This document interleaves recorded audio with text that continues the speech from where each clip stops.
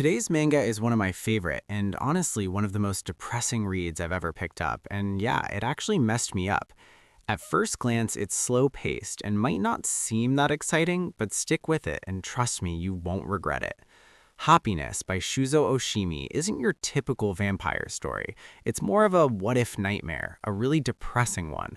What if becoming a vampire didn't make life better, but only miserable? Makoto Okazaki is just a normal, bullied student. Then, one night while riding his bike to return a borrowed DVD, he gets bitten by a female vampire. Sounds like a cool upgrade, right? But instead of improving his life, everything just gets worse. Sunlight drains him, food loses its taste, and the thirst never goes away. What hit me the most is how painfully real it feels. This isn't about monsters or fantasy. It's about being forced to live as something you never wanted to be, watching the people you love grow old and die while you stay young, being hunted by people who want to experiment on you, while another vampire like you is forcefully worshipped like a god. Without giving any more spoilers, let's dive into the story. The story begins at Northwest High, where our protagonist, Makoto Okazaki, is quietly sitting at his desk when suddenly someone calls out to him. It's one of the school bullies. Okazaki stands up and immediately walks over, asking what he wants. The bully orders Okazaki to buy a bunch of food for his lunch, along with food for his girl. Okazaki asks for money, but the bully says he'll give it later. With no choice, Okazaki leaves the classroom, while one of the bullied students watches silently as he walks away. Later, while Okazaki is picking up the food, that same bullied student shows up and helps him gather everything he needs. Later that night at Okazaki's house, the family is eating together when the television suddenly reports disturbing news. Early that morning in Tokyo's Nakano ward, a person was found unconscious on the street. The victim was rushed to the hospital but was pronounced dead shortly after. Hearing this, their mother warns their sons to be careful. Later, while doing the dishes, she hears Okazaki walking downstairs and asks where he's going, since it's already 11:30 at night. Okazaki explains he borrowed a DVD and forgot to return it, saying he won't be long. His mother offers to take him herself, but Okazaki reassures her he'll be fine. With worry written all over her face, she tells him to be careful. Moments later, while riding his bike to return the DVD, Okazaki notices something on top of a building. He wonders if it's a bird or maybe a ghost, but then he realizes it's a person. Suddenly, the figure stands up and jumps. Okazaki freezes in shock as the person, a girl, falls straight towards him. In an instant, she crashes down and pins him to the ground. As Okazaki opens his eyes, he sees sharp teeth emerging from the girl's mouth. Then, without warning, the girl bites into Okazaki's neck. Blood is violently sucked out and licked away as Okazaki feels unbearable pain. He can feel his blood being drained from his body. Eventually, the girl pulls her sharp teeth away. Clutching his wounded neck, Okazaki opens his eyes and looks at the girl who attacked him. Standing before him is a beautiful woman with pure black hair, her mouth covered in blood, wearing ragged, worn-out clothes. She appears to be about the same age as Okazaki. As Okazaki cries, the girl smiles and speaks. "Do you want to die like this or be like me?" Weakly, Okazaki responds he doesn't want to die. The girl smiles with joy, slowly stands up, wipes her mouth, and leaps high into the air, leaving Okazaki lying alone, slowly losing consciousness, still thinking he needs to return the DVD. Hours later, Okazaki opens his eyes and sees his family surrounding him. His mother is on the verge of tears, calling his name, asking if he's okay. Okazaki immediately closes his eyes and raises his hands to block the light, saying it's too bright. His mother quickly asks Okazaki's older brother to turn off the light. After the light is off, his brother asks if he's okay, but Okazaki feels weak, gasping for air, and softly says he's thirsty. Moments later, the doctor explains that Okazaki's injuries aren't serious and that he'll be discharged soon. He advises him to take it easy and return for a follow-up in a week. Okazaki's mother thanks the doctor, bowing deeply, then turns to Okazaki with relief written all over her face, saying she's glad he's all right. Before leaving, the doctor asks about the thirst Okazaki mentioned earlier. Okazaki replies he doesn't really feel thirsty anymore and feels fine. The doctor says he doesn't see anything that would cause thirst and suggests it was probably just in his head. Later that night, in his room, Okazaki slowly removes the bandage from his neck, remembering the moment he was bitten, the feeling of his blood being sucked and licked away. He remembers the woman's eyes, her question, and her smile after he said he didn't want to die. The next morning, before school, his mother tells him to be careful, take it easy, and come home early if he feels unwell. Okazaki smiles and reassures her he'll be fine, but as he leaves, his mother watches him with a worried expression. While walking and looking at the sky, Okazaki already feels exhausted, as if his energy is being drained. At school, as he removes his shoes to put them in his locker while breathing heavily, a bullied classmate asks if he's okay. Okazaki replies he's fine. The classmate says it feels unfair how bad things always happen to us. Suddenly, the bully appears, calling Okazaki's name, joking he thought he was already dead. He laughs, saying Okazaki got attacked on the road, hilarious, and asks who attacked him. Weakly, Okazaki says it was a girl. The bully bursts out laughing. Then the bully's girl appears, asking what's so funny. Yuki laughs and tells her Okazaki got attacked by a girl and sent to the hospital. A loser. As they laugh, Okazaki suddenly smells something so sweet that it freezes him. While frozen, Yuki and his girl walk away, laughing, saying they'll tell everyone. Later in class, sunlight hits Okazaki directly, making him feel even more drained. He rushes to the bathroom and washes his face, feeling sick. He thinks about going home early, but remembers his mother's worried face and decides not to, not wanting to worry her more. As he leaves the bathroom, he hears two female students talking and smells that same sweet scent. At lunchtime, Yuki calls Okazaki over. He asks what he wants. Yuki orders him to buy bread. Okazaki doesn't respond. He feels sick, his strength fading, slowly collapsing to his knees. Yuki's girl asks what he's doing, and he says he feels dizzy. Slowly, Okazaki lifts his head and sees the girl's legs. His eyes widen. The sweet scent he's been smelling is blood. The girl is startled. Yuki angrily stands up, grabbing Okazaki's clothes, demanding to know what he's doing. Still gasping, Okazaki coldly says, "Shut up." Driven purely by instinct, Okazaki punches Yuki straight in the face, right in front of the class. Yuki's nose starts bleeding. Okazaki stares at his hand in shock. Did I really just do that? Frozen, his attention goes to the blood dripping on the floor. His pupils change as the scent overwhelms him. He leans closer, tongue slowly extending, but at the last second, he forces himself to stop. He suddenly runs out as students call his name. He rushes to a faucet, drinking non-stop, gulp after gulp, but no matter how much he drinks, the thirst isn't satisfied. Quietly, he says, "No, this isn't me." The next morning, heavy rain pours down as Okazaki enters the classroom worried, while his classmates stare at him in amazement. The attention makes him feel pressured, while Yuki's girl looks down, clearly uncomfortable. One of the bullies calls Okazaki's name and throws an arm around his shoulder, acting friendly. He tells Okazaki he's not as useless as everyone thought, saying that out of everyone, Okazaki was the one who punched Yuki, and that took guts. Okazaki weakly laughs as the bully playfully punches his side, tickling him, making him laugh even harder. But at that very moment, Yuki enters the classroom with a bandage on his nose. Okazaki immediately stops laughing, remembering punching Yuki and making his nose bleed. The bully starts laughing again, trying to cover his mouth, and soon the entire class joins in. Okazaki turns towards Yuki, trying to apologize, but Yuki ignores him, silently walking past. Yuki goes straight to his desk and is about to sit when his girl greets him. Yuki looks at her irritated eyes and coldly says, "Shut it." The atmosphere becomes even more awkward. Later at lunchtime, one of Yuki's friends asks what he's doing for lunch. Yuki responds awkwardly, asking why they're asking him and saying he has nothing to do with their lunches. Then Yuki suddenly stands up, calls out to his girl, Now, and tells her they're going to get a sandwich. As they leave the classroom, Now and Okazaki briefly make eye contact. After they leave, one of Okazaki's close classmates whispers to him, asking if he saw that, saying the bully went out to buy his own lunch. He laughs, calling Yuki a loser, saying karma is a bitch. The classmate leans closer to Okazaki and says it's all thanks to him, calling Okazaki his new god as he extends his hand for a handshake. But Okazaki weakly tells him that it's enough, saying he's not like that. He says none of it makes sense, that he feels like he's going crazy and that he might be sick. He remembers the moment he almost licked Yuki's blood off the floor, and the words of the girl who bit him, asking if he wanted to become like her. As those memories flood back, Okazaki clutches his neck, about to say something, when suddenly, his vision starts to wobble. The world around him feels unstable and dizziness overwhelms him. His classmate asks if he's okay. Okazaki replies that he feels a little off and says he's going to the school infirmary. His classmate offers to take him, but Okazaki raises his hand, his eyes wide and deadly, and coldly says, "Don't." His classmate freezes as Okazaki immediately leaves the room. Walking down the hallway, Okazaki's vision wobbles even more as his thirst for blood grows stronger. He avoids people as much as possible, covering his mouth and desperately fighting the urge.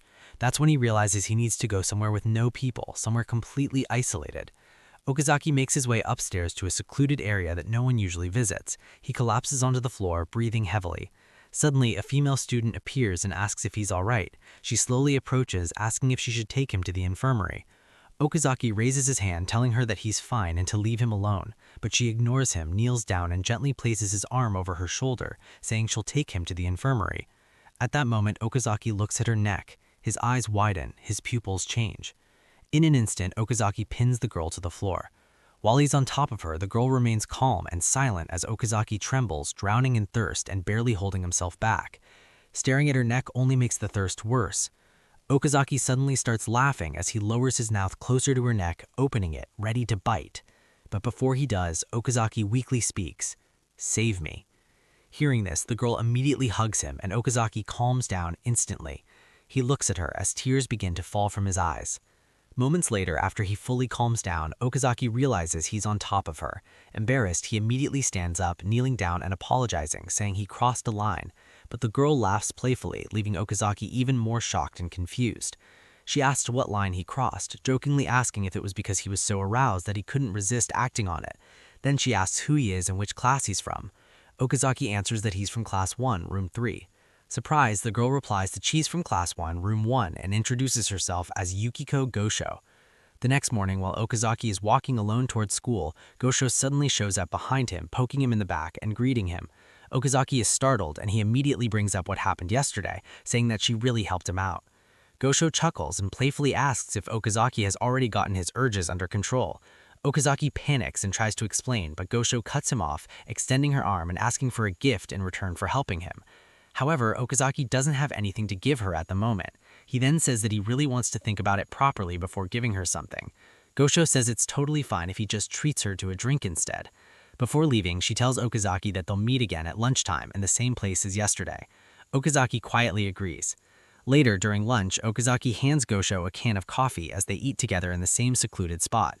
After a moment of silence, Okazaki brings up yesterday's incident again, saying that Gosho truly saved him, that he doesn't know what might have happened if she hadn't been there, and that things could have turned out really bad. Out of nowhere, Gosho asks Okazaki if he has any siblings. Okazaki answers that he has an older brother, then asks Gosho the same question. Gosho smiles and says that Okazaki kind of reminds her of her younger brother, that both Okazaki and her younger brother are shining examples of timidity and indecisiveness. Then she explains that this is her spot, somewhere she always comes during lunch break to lose herself in the sky, since hardly anyone ever comes here. She says that when her mind feels cluttered, losing herself in the wild blue yonder helps put her at ease. She suggests that Okazaki try doing the same every now and then. Later that night inside his room, Okazaki asks himself if he's really doing all right. As he thinks, he remembers Gosho's words that he can look at the sky when his mind feels cluttered. Remembering this, Okazaki walks over to his window and starts staring up at the sky. But the night sky feels different to him than usual, almost as if he's being drawn to it. Moments later, Okazaki hops on his bicycle and his mother asks where he's going. Okazaki smiles brightly and tells her that he's just going to check something out at the rental store. With that, Okazaki starts riding his bicycle, leaving his mother behind as she calls out his name. As he rides, Okazaki feels more alive than ever, thinking about how Gosho is the first girl he's ever truly been a friend with. As he passes by a convenience store, Okazaki notices something. He sees the former bully, Yuki, being picked on by an older guy. Nearby, he also sees Nao, and the two briefly make eye contact. But the moment he sees her, Okazaki immediately looks away and continues riding forward, ignoring them. Moments later, Okazaki gets off his bike and slowly enters a rental store, still thinking about what he just saw, and decides to take another route home. After entering the store, Nao catches up to him, calling out his name. She asks if they can talk, adding that she really needs to speak to him somewhere privately, and asks him to come with her for a moment. Later, as they walk into an empty street, Okazaki asks Nao what they want to talk about. Nao becomes a little angry and says that thanks to you, Yuki has gotten really weird. Ever since you punched him, Yuki hasn't talked to me at all. She explains that Yuki's friends and upperclassmen have started making fun of him, and that the guy you saw earlier even kicked him while he did absolutely nothing to stop it. As Okazaki remembers the scene from earlier, Nao asks him to do something about it. She begs him to come with her and stop those jerks. Covering his mouth, Okazaki replies that he doesn't know how he could do anything. He says he feels bad for punching Yuki, but it wasn't something he planned to do. He adds that he has problems of his own right now and that he has no idea how to stop them. Now asks if that means he's not going to help them. Okazaki stays silent as Now begins to walk away, quietly saying, "Forget it," and apologizing. But suddenly, Okazaki calls out Nao's name. Moments later, Okazaki agrees after all, and the two begin riding their bicycles together. When they arrive back at the convenience store, they realize the group is gone. Now guesses that they must have taken Yuki somewhere else and asks Okazaki to help her look for him. As they ride around searching, Okazaki can clearly smell the blood coming from Now. Suddenly, Now asks him to stop. She spots Yuki being picked up by the same guy from earlier. Seeing this, Now grows worried and asks Okazaki what they should do. Suddenly, one of the guys starts making footwork movements like a boxer, but Yuki just stares at him. The guy asks Yuki what he's staring at, then immediately punches him in the face. Okazaki watches as blood starts pouring from Yuki's nose. The bullies laugh as they plan to hit him again. Now becomes even worrying, gripping Okazaki's arm and calling out his name. Touching the bite mark on his neck, Okazaki remembers the words of the girl who bit him as he tells himself that he's not like her. As Yuki continues to be beaten, Okazaki steps forward. The bullies look at him and ask what he wants. With a nervous voice, Okazaki asks if they could stop, politely begging them to please stop treating Yuki like that. The bullies burst out laughing. One of them slowly approaches Okazaki and kicks him hard in the stomach. Then he slowly walks away, telling Okazaki to get lost. Okazaki kneels on the ground, coughing and breathing heavily. Suddenly, his vision starts to wobble, just like before. His eyes sharpen as he looks at Yuki being beaten. In that moment, Okazaki leaps towards the group of bullies, crashing into their leader and slamming him to the ground. Okazaki breathes heavily, his eyes wide open and deadly. The leader kicks Okazaki away, completely terrified by him. As he slowly stands up, he asks Okazaki who he is, then suddenly turns to his friends and tells them to just go home, leaving Okazaki and Yuki behind. At that moment, Now rushes towards them, calling out Yuki's name.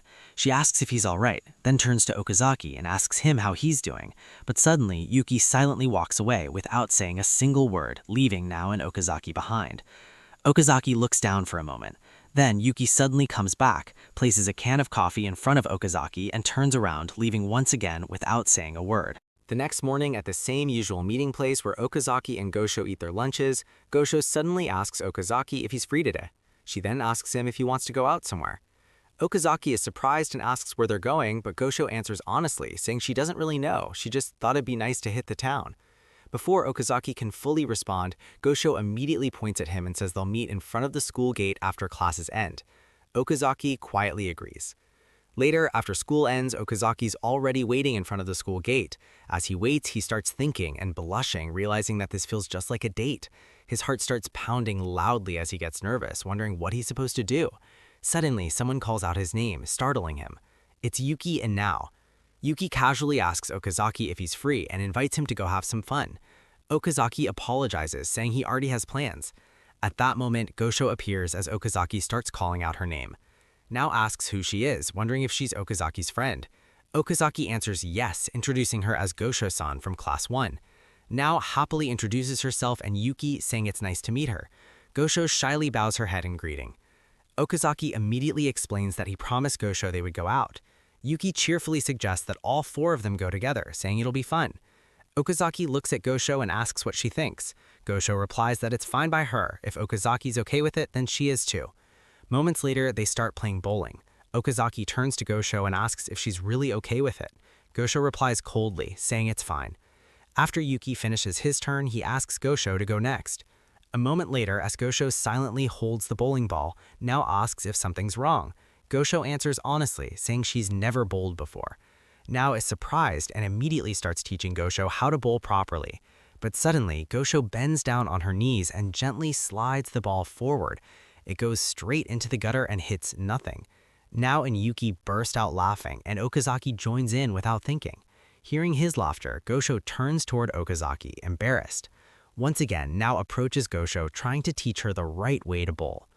Meanwhile, Yuki brings up the incident from last night, saying Okazaki looked like he was flying and asks how he did it. Okazaki answers honestly, saying he really doesn't know. Suddenly, Yuki thanks Okazaki, which surprises him. Okazaki then starts apologizing to Yuki for punching him. Yuki looks at Okazaki, throws an arm around his shoulder, and starts smiling brightly. Meanwhile, at a manga store, Okazaki's bullied classmate is browsing through manga. Suddenly, the guy from last night appears and asks if he's a first year at Hokusei High, then asks if he knows a guy named Makoto Okazaki. Days pass and Yuki and Okazaki become friendly with each other. They casually chat in a classroom, confusing their classmates. As they talk, Now appears and they greet each other with good morning. Now asks Yuki if she can come over today. Yuki asks what for, but Now answers that it's because she wants to, insisting and asking what the big deal is. Then Yuki turns to Okazaki and asks him to come along too. Okazaki hesitates, asking if he wouldn't be in their way. Yuki says he won't and Now reluctantly agrees. But Okazaki notices his bullied friend from before, looking down as he quietly sits at his desk. Later, Okazaki goes to Gosho's classroom. Gosho asks what it is. Okazaki replies that it's nothing, he was just walking by and thought he'd say hi. He then adds that he's heading to Yuki's house today and asks if she wants to come along. Gosho coldly replies that she's good for today and won't be coming.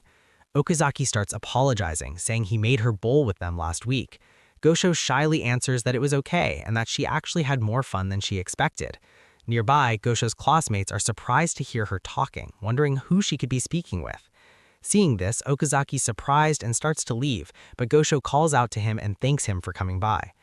Later that night, Okazaki, Yuki, and Now finally arrive at Yuki's house. Okazaki is amazed by how huge it is. After entering, Yuki calls out asking if anyone's home. Yuki's mom appears and asks who he's with, wondering if they're his friends. Okazaki immediately bows and greets Yuki's mom, but Yuki ignores her and tells Okazaki to follow him. Yuki's mom says she wants them out by dinner, but Yuki Ruby tells her to shut up and go to hell. Okazaki quietly follows them upstairs. Inside Yuki's room, Now sits down while Yuki tells Okazaki he can sit anywhere he wants. Yuki grabs a drink from the fridge and asks Okazaki if he wants some booze. Okazaki politely declines, so Yuki hands him a soda instead. Later, while they're having fun, Okazaki asks about the gang at the park, wondering if Yuki was cool with those guys. Yuki smiles and says they haven't texted or messaged him at all, saying they're probably scared of Okazaki. Okazaki asks how Yuki even knew them. Yuki explains that when he started middle school, they invited him into a small group. They hung out every day, but they were total pricks. He says he'd been trying to get away from them for a while, and thanks to Okazaki, he finally shook them off. Yuki then stands up, grabs a watch, and gives it to Okazaki as a gift for what he did. Okazaki says he doesn't need anything like that, but Yuki insists and places it into Okazaki's hand. Okazaki says he can't just take it, but Yuki tells him not to worry, that it's how he feels. Now then starts acting clingy, asking Yuki to get her something too. Yuki asks if she's drunk, but now becomes even more touchy, leaning closer to him as they lie down on the couch. Seeing this, Okazaki immediately says it's getting late and that he should head home. Before leaving, he thanks Yuki for the watch. Yuki smiles and waves goodbye. Later, as Okazaki walks home, his phone suddenly starts ringing. He looks at it. It's Nuta, his bullied friend. Okazaki answers and asks what's going on. Nuta asks if they can meet right now. Moments later, as Okazaki arrived at the meeting location, Okazaki saw Nuta as he approached him. Okazaki asks what they wanted to talk about, but Nuta suddenly apologizes. At that moment, the gang from the park appears. In an instant, Nuta turns around and starts running away, leaving Okazaki behind. Then, the gang leader tells Okazaki that he's coming with them. Meanwhile, back at Yuki's room, Yuki and Now are having a great time together when Yuki's phone suddenly starts ringing. Yuki picks it up and sees that it's Okazaki calling. Yuki answers and asks Okazaki if he forgot something, but on the other end of the call, the gang leader speaks instead, saying they're busy beating up Okazaki at the usual spot. He orders Yuki to come over, saying he wants him to join them. Suddenly, the gang leader kicks Okazaki straight in the face. The leader starts yelling, saying he's not letting Yuki off and tells him to get his ass over there. Okazaki lies on the ground, his hands tied behind his back. His vision once again becomes unstable as his heart starts throbbing violently. The gang begins beating Okazaki again, repeatedly kicking him while he's on the ground. Tears stream down Okazaki's face as he suddenly jumps up and charges straight at the gang leader, slamming his head directly into the leader's face. The leader's lip starts bleeding. Enraged, he begins kicking Okazaki even harder. As Okazaki is being kicked, blood from the gang leader's mouth splatters, and some of it lands inside Okazaki's mouth. The moment he tastes the blood, Okazaki's body freezes. His vision becomes even more unstable as his body begins to tremble. Slowly, sharp vampire fangs start emerging from Okazaki's teeth. The gang leader raises his leg, ready to stomp on Okazaki again, but Okazaki suddenly bites into the gang leader's shoe with his sharp fangs. Seeing this, the gang leader immediately backs off as his shoe is torn apart. Okazaki looks at them, his vision still wobbling, and begs them to just go away. Suddenly, his heart starts pounding even harder as he cries out loudly in terror. That loud cry awakens someone.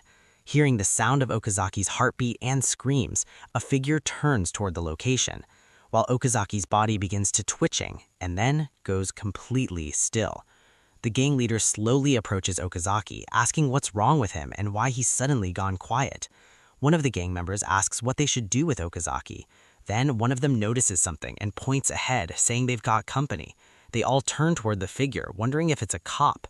The gang leader yells, demanding to know who it is, ordering it to come out. The figure slowly approaches, twitching its neck from side to side. The three men begin sweating nervously.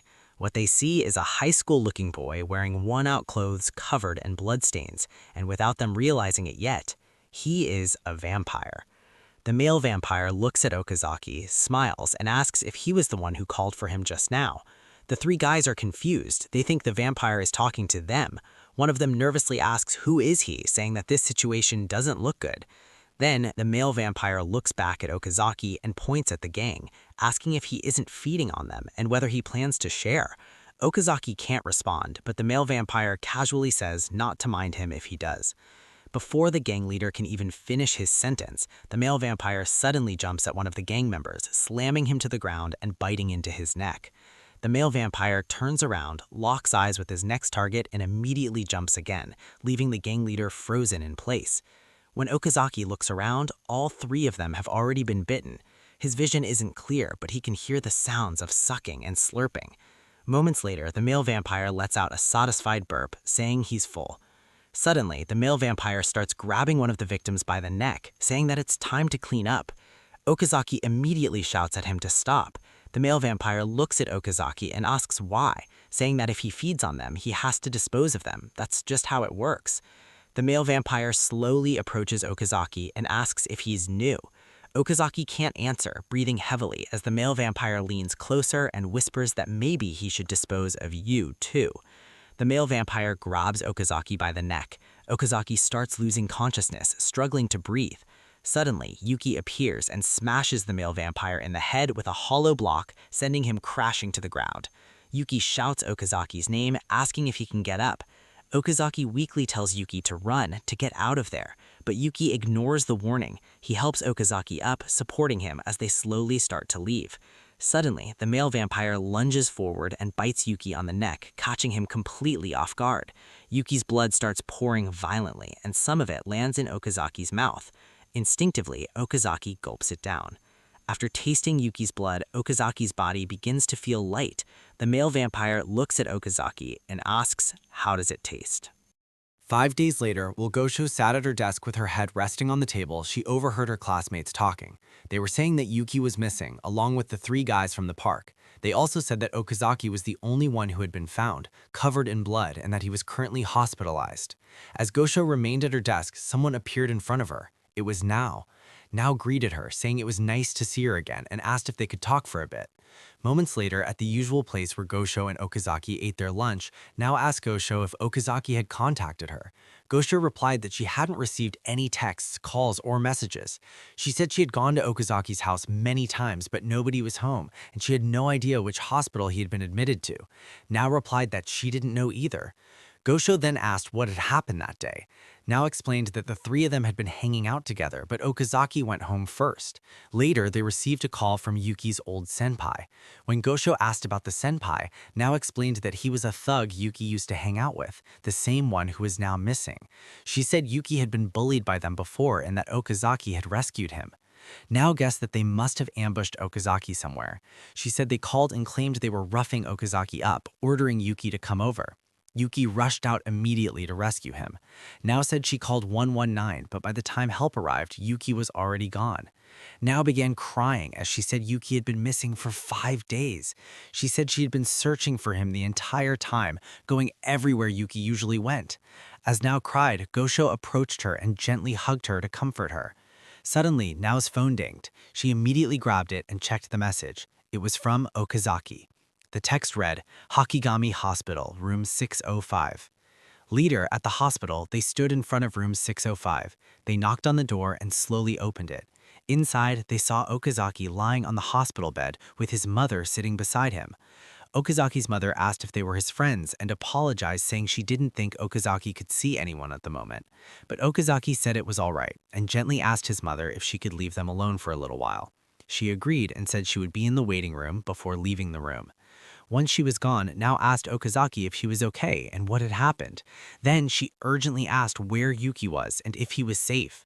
Okazaki answered that Yuki had to be alive and that he was going to search for him. He swore that he would find him. Now demanded to know what he was talking about and told him to explain everything.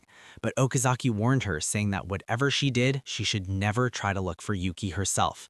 She told her not to go into any dark or deserted areas. Before Now could say another word, Gosho stepped closer to Okazaki, leaning in and telling him that she wanted him to tell her everything.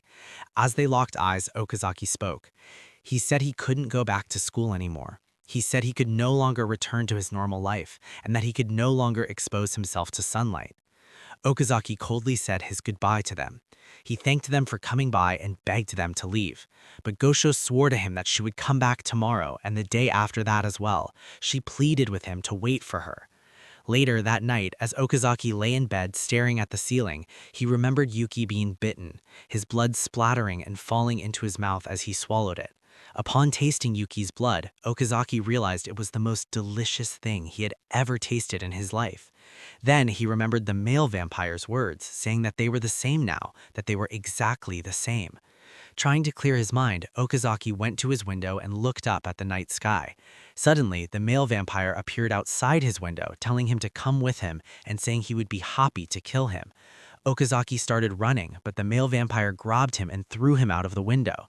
As Okazaki fell, his body felt lighter than ever, and he landed smoothly on top of an electric pole. Okazaki was shocked as he stood there. The male vampire spoke, saying Okazaki was already doing just fine. Nervously, Okazaki asked where Yuki was and what he had done to all of them. The male vampire told him to not worry. He said he had disposed of all of them. He explained that he heard police sirens approaching, so he hauled all the bodies onto the roof of a nearby building and disposed of them there. He said he even tossed the bodies into a rooftop water tank. He added that he wanted to dispose of Okazaki, but he ran out of time. Tears streamed down Okazaki's eyes as he said the vampire was lying, but the male vampire continued, saying to not worry, that he would make sure to dispose of Okazaki next.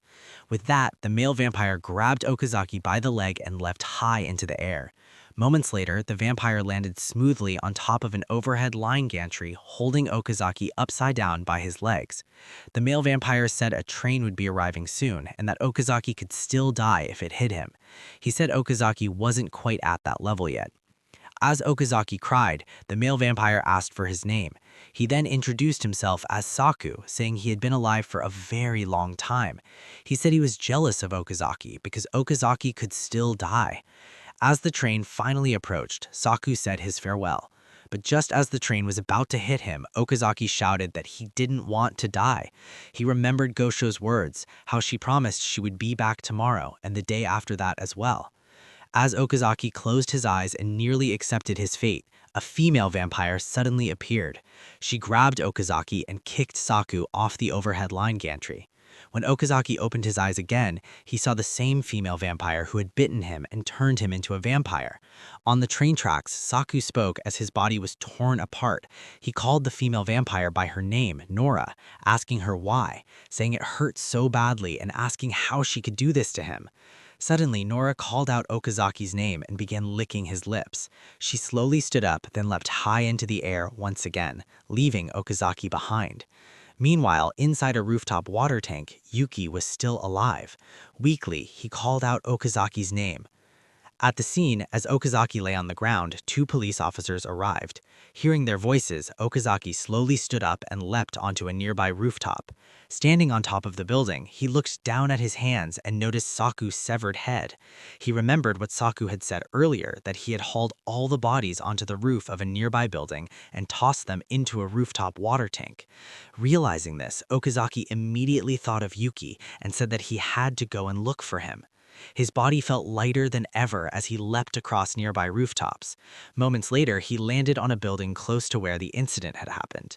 From there, he looked around at the rooftop water tanks, wondering which one Saku had thrown the body into. Then, he smelled something, the scent of blood. Following the trail, Okazaki climbed onto one of the water tanks and slowly opened it. Inside, he saw Yuki, still alive. Yuki weakly called out Okazaki's name. Seeing him, Okazaki immediately climbed down into the tank and grabbed Yuki, pulling him out of the water. On the rooftop, Okazaki looked at Yuki, who managed to form a faint smile. Yuki said he was glad Okazaki was okay. He apologized for dragging him into his mess with the gang, and then thanked him. Meanwhile, outside the hospital, Okazaki's mother and 2 nurses were searching for him. A nurse said Okazaki was nowhere to be found and asked if they should contact the police. Okazaki's mother said Okazaki must be extremely distraught, then began crying. She blamed herself, saying it was her fault that if only she had tried to understand his feelings a little bit more.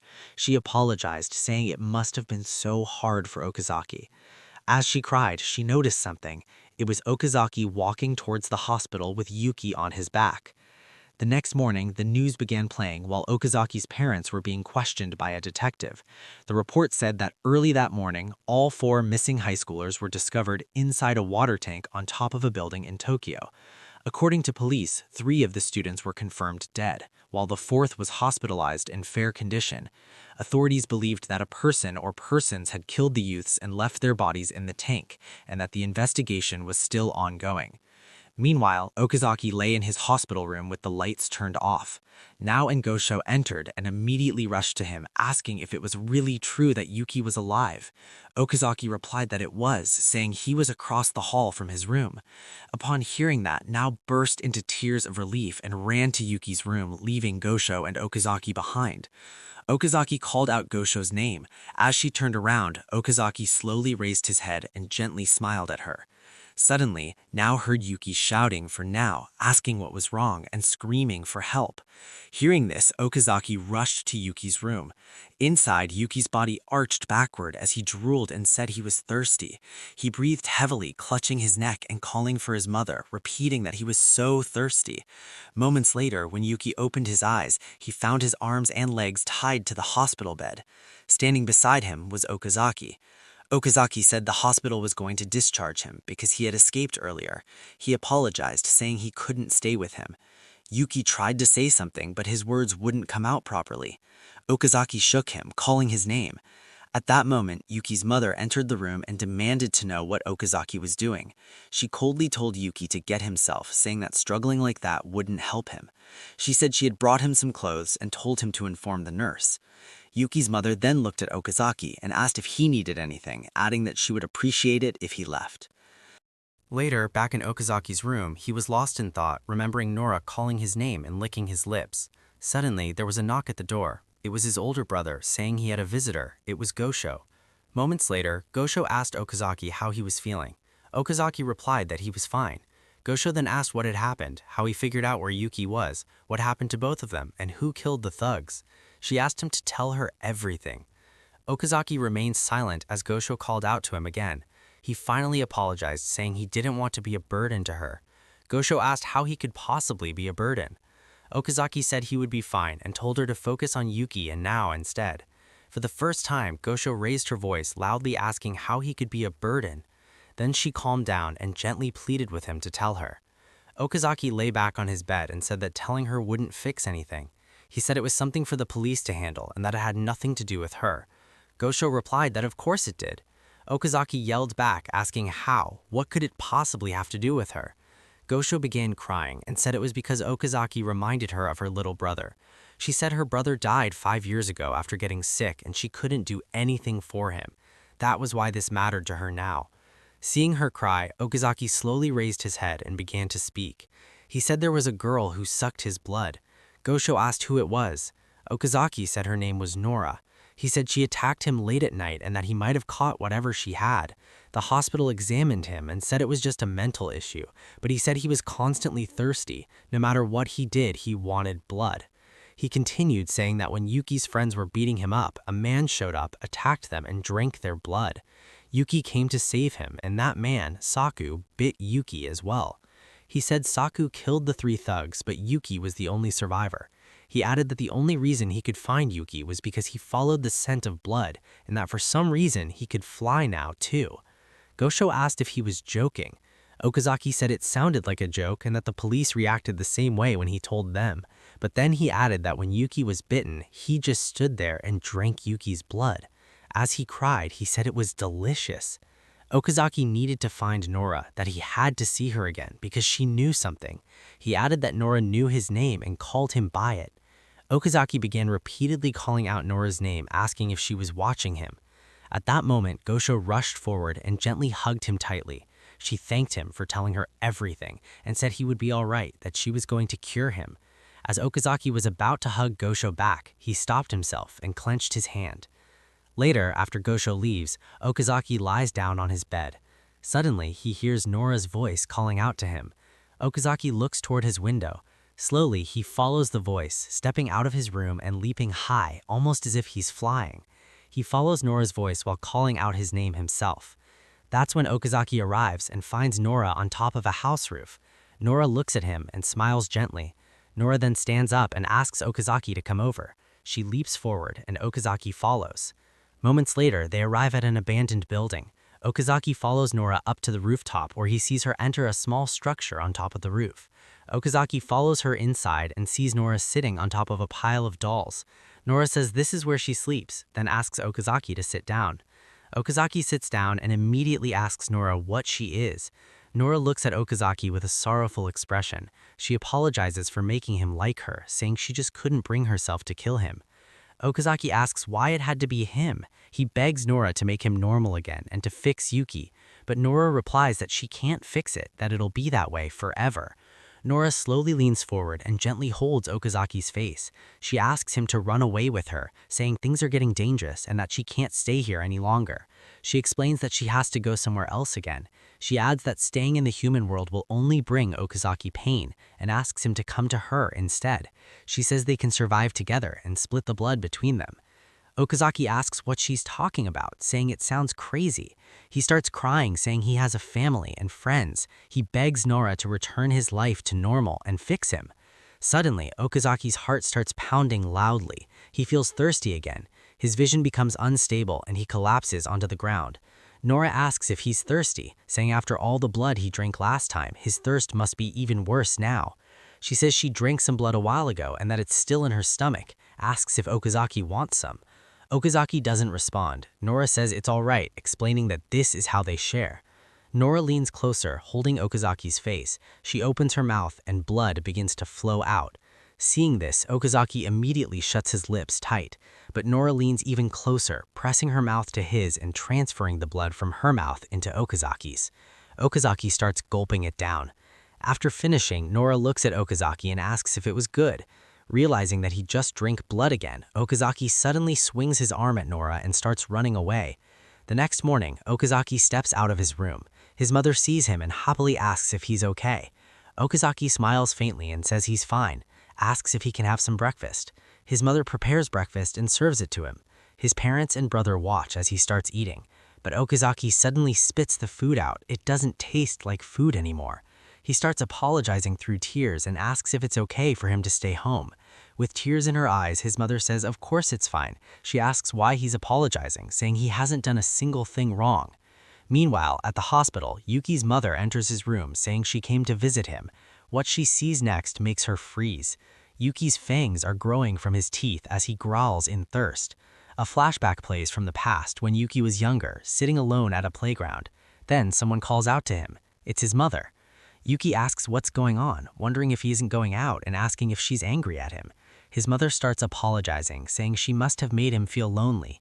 She hugs Yuki tightly and promises she'll always be there for him. Yuki looks at her and asks if she really means it. She says she does and tells him that she loves him. Yuki replies that he loves her too. But now, without Yuki even realizing it, he's already bitten into his mother's neck, drinking her blood. The next day, while Okazaki is lying in his bed, he slowly stands up and walks over to the window, gazing up at the sky. As he looks out, Nora's words echo in his mind, asking him to come with her, and he remembers the moment she shared her blood with him. Lost in thought, Okazaki touches his lips, quietly wondering what would happen to him if he really did leave everything behind and go away with Nora. Suddenly, his phone starts ringing. It's Gosho. The moment he sees her name, Okazaki immediately answers. Gosho speaks right away, her voice shaken. She tells him it's about Yuki. She says she's at the hospital with Nao, but Yuki isn't in his room anymore. She adds that she heard from one of the nurses that Yuki's mother was found dead inside Yuki's hospital room. There are police everywhere, and no one can find Yuki. Okazaki freezes. Before Gosho can say anything else, the doorbell suddenly starts ringing violently. Okazaki turns toward his bedroom door just as several men force their way into the house. His mother desperately tries to stop them, demanding to know what's going on. One of the men coldly tells Okazaki to come with them for a bit, saying it's fine, that they just want to talk to him for a moment. Okazaki's mother immediately steps in between them, blocking their path. She demands to know why they're taking her son away, insisting they can talk to him right there. She says Okazaki isn't in any condition to go outside. The man offers a brief apology and says he can't go into details, only that they need to ask Okazaki some questions and require their cooperation. Still, Okazaki's mother refuses to back down. She demands to know where they're taking him. The man tells her not to worry, that they are only going to talk to Okazaki and will contact her later. At that moment, Okazaki's mother spreads her arms wide, blocking them completely. She raises her voice, saying none of this makes sense and demanding to speak to their supervisor. The man suddenly glances at his subordinate and gives a silent signal. In an instant, the subordinate steps forward and forcefully pulls Okazaki's mother away from him. At the same time, the man presses a cloth over Okazaki's mouth, subduing him. Okazaki's mother cries out his name as he's dragged away. One of the men warns the others to be careful and not let Okazaki bite them. Hearing that, Okazaki realizes it. They know. They know about him and his secret. As he's taken outside, Okazaki struggles, calling for help, while his mother starts crying in fear for her son. Outside, a pickup van is already waiting. Just as the men are about to throw Okazaki inside the van, a large rock suddenly comes crashing down, striking one of the men in the head and knocking him to the ground. Okazaki looks up. Falling from the roof of the house is Yuki. Yuki lands hard and immediately kicks another man straight in the head. In that brief moment, Yuki shouts at Okazaki, telling him to jump. Without hesitation, both of them leap high into the air. The remaining men stare in shock as Okazaki and Yuki escape, vanishing from sight. Later, as Okazaki lies down, breathing heavily, Yuki speaks up. He says that he heard Okazaki calling out for help. Yuki looks at him and says that this time, he finally saved Okazaki for real. As Okazaki looks at Yuki, he asks if he drank blood. Yuki answers yes. Then he starts laughing, saying that by the time he realized what was happening, he was already clamped on to his mother's neck. He says all the pain he felt suddenly lifted, like a curtain being pulled away. Yuki laughs even louder, saying it felt like he drank gallons of blood. He says that now his mother is dead and that he killed his own mother. Yuki keeps laughing, louder and louder, saying it served her right. Then he asks Okazaki if he saw him flying, just like him. He says he couldn't believe how light his body felt. Yuki points up at the sky and says it was the prettiest thing he's ever seen. As Yuki laughs, Okazaki calls out to him. Then Yuki asks Okazaki what he's supposed to do now. He says he has nothing left, that he can't go back home anymore. Slowly, Yuki raises his head and looks at Okazaki, begging him not to leave him. Desperately, he says they need to run as far away as they can. But Okazaki replies that he can't do that. He says he can't run away from any of this. Yuki insists, saying that they have to run. Then Yuki asks Okazaki why he's looking at him like that, asking if they're friends.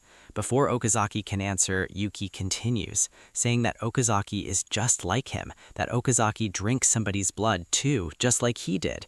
Yuki goes on, asking Okazaki if he really wants to get caught by those people, saying who knows what they do to him.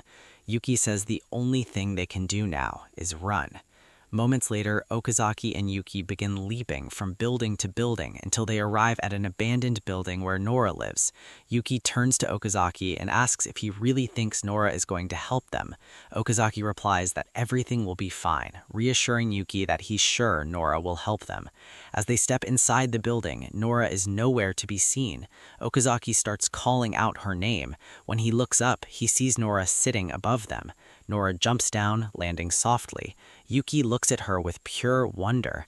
As Nora looks at Okazaki, Okazaki speaks and introduces Yuki, saying he's his friend. Nora replies that she already knows. She says she was watching the whole time. Yuki then asks Nora who she is and how she knows Okazaki. Nora begins approaching Yuki, leaning in closer as she starts sniffing him. After sniffing him, Nora looks at Yuki with cold eyes. Yuki asks what she's doing, saying they need to get out of there. They need to go somewhere no one will ever find them. He says he came here because Okazaki told her she could help them. But Nora doesn't reply. She just keeps staring at Yuki coldly. Suddenly, Nora kicks Yuki in the face, sending him flying across the room. Yuki crashes to the ground, and Nora immediately jumps and slams her knees into his stomach, then begins punching his face. Nora keeps punching Yuki as Okazaki watches in shock. At that moment, Okazaki yells at Nora to stop. She immediately stops and slowly stands up. Nora says that Yuki has a deep black scent to him, and that if Okazaki stays with him, he'll be doomed. Then, once again, Nora asks Okazaki to go with her. Yuki slowly stands up, breathing heavily, swearing that he will kill Nora. Then Yuki suddenly turns around and says the word "Mom." As Nora turns toward him, Yuki immediately leaps forward with his mouth wide open, fangs drawn. Nora instantly jumps backward, avoiding his attack, but Yuki keeps charging. He grabs Nora's legs, bites down, and tears into the flesh of her leg. Yuki pins Nora to the ground, lunging forward with his mouth wide open to bite her. Just as Nora is about to be bitten, Okazaki steps in, saving her. Yuki's fangs sink into Okazaki's arm instead. Yu tells Yuki to stop, saying he needs to go back to being the friend who saved his life. Yuki looks at Okazaki as tears begin to fall from Okazaki's eyes. Slowly, Yuki pulls his fangs out of Okazaki's arm and angrily says, "Don't give me that shit. What do you know?"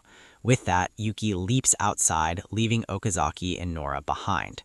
After Yuki leaves, Nora begins licking Okazaki's bitten arm. After a moment, Okazaki tells her that it's enough.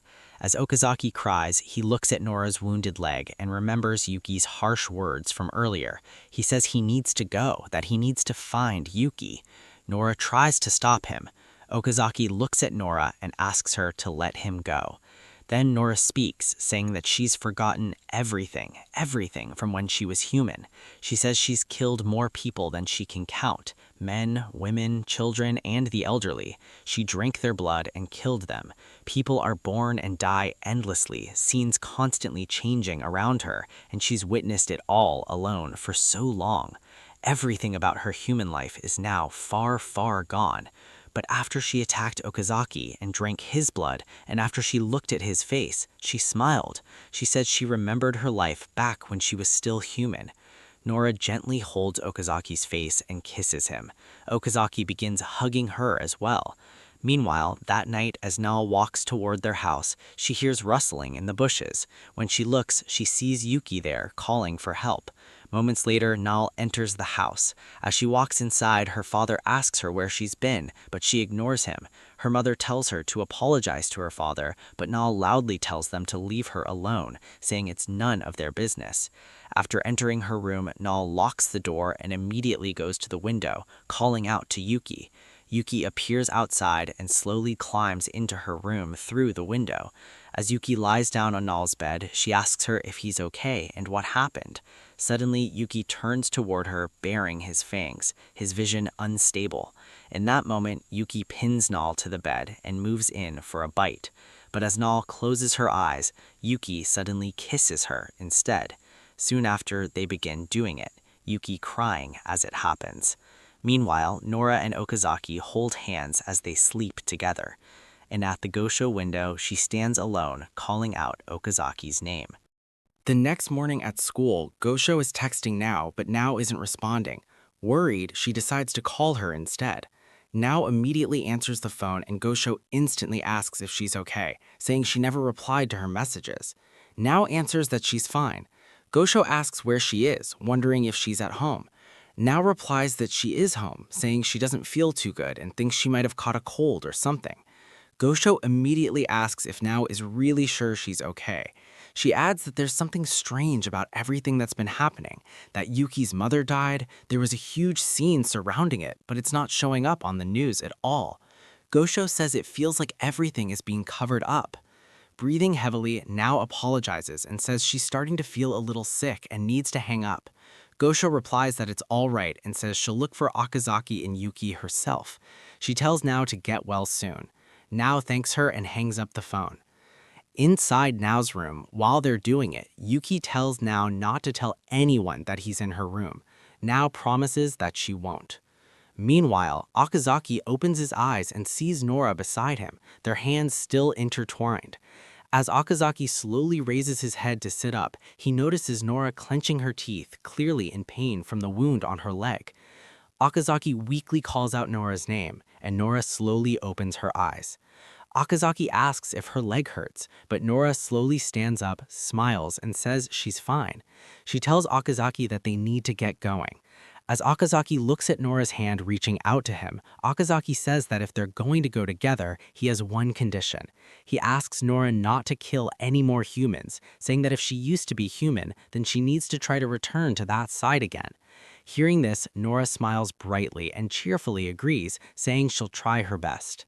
Later that night, after class, Gosho goes to the crime scene where the incident involving Yuki and Okazaki took place. As she walks around the area, she notices the bloodstains left on the ground. She bends down to look closer, but suddenly, someone appears behind her. Startled, Gosho quickly turns around. A man is standing there, asking her what she's doing at a place like this. Before Gosho can nervously answer, the man speaks again and asks if she knows about them, about vampires. Gosho is shocked. She asks the man who he is. The man smiles, realizing that Gosho knows something. He introduces himself, saying his name is Sakudane, and asks if she'd like to talk somewhere else, maybe over dinner or something. Later, at a nearby restaurant, Sakudane thanks Gosho for coming along with someone as sketchy-looking as him. He introduces himself again, saying his full name is Masami Sakudane and that he's 25 years old. Gosho introduces herself as well. Gosho immediately asks what Sakudane meant by vampires and what his definition of them is. Sakudane replies that he spent his entire life trying to figure that out. He says he calls them vampires because it's the easiest term for people to understand.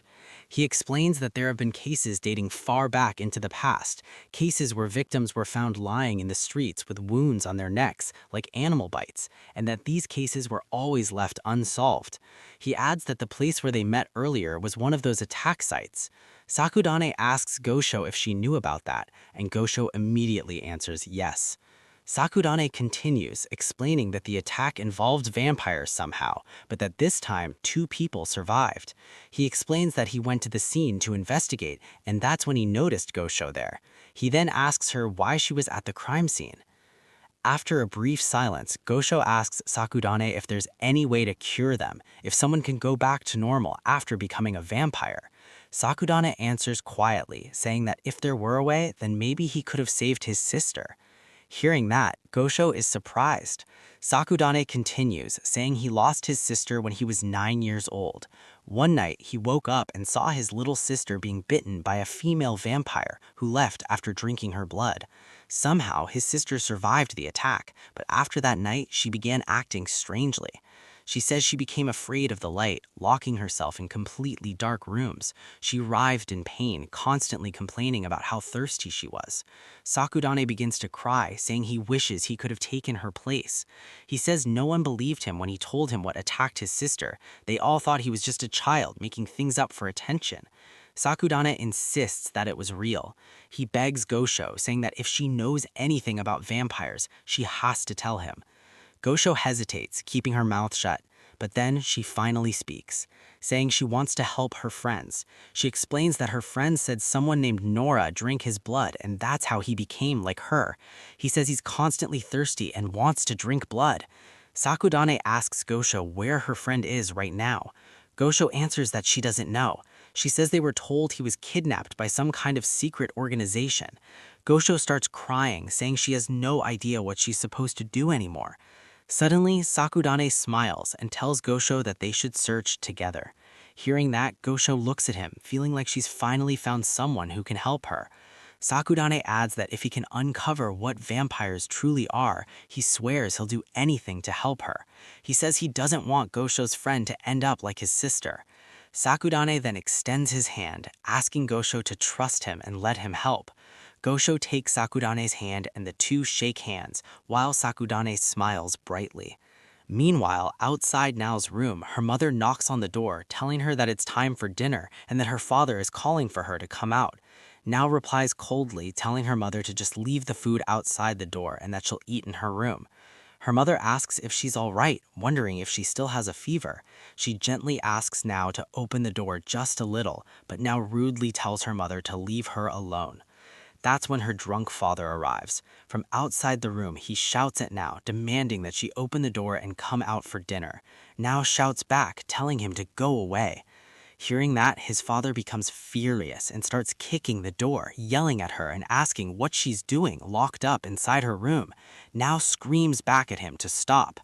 Then, with a violent kick, Nao's father forces the door open. What he sees makes him freeze. Nao tells her parents to get out of her room, but her father, enraged, charges forward and punches Yuki immediately. He begins kicking Yuki repeatedly as Nao desperately tries to stop him. Her father shoves Nao aside, yelling at her to get out of the way, saying he's going to kill Yuki. Yuki's vision becomes unstable once again. Nao's father shouts at him, threatening to hunt him down wherever he goes. At that moment, Yuki suddenly lunges forward and bites into Nao's father's neck. Nao sits frozen in shock. Nao's mother also stands completely still, unable to process what she's seeing as Yuki bites into Nao's father at the table. Tears stream down her father's face as Yuki's fangs sink deeper into his neck. Yuki then raises his head, flesh hanging from his mouth. Yuki turns his blood-covered gaze towards Nao's mother. She stands there unable to move or scream.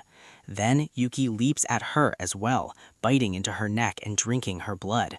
Nao remains seated, watching helplessly as she hears the sickening sounds of her mother's blood being sucked and flesh torn from her neck. Yuki finally turns and looks at Nao.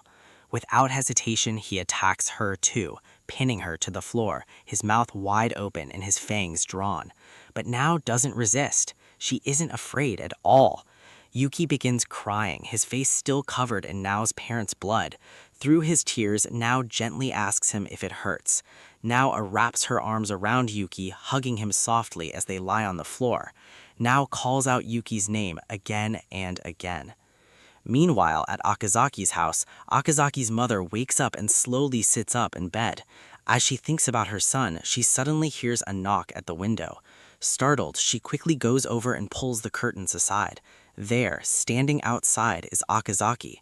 Her mother cries out his name as tears immediately streamed out her face. She asks him if he's all right and what happened to his arm. Okazaki tells her that he needs to go. Confused, her mother asks what he's talking about and begs him to come inside.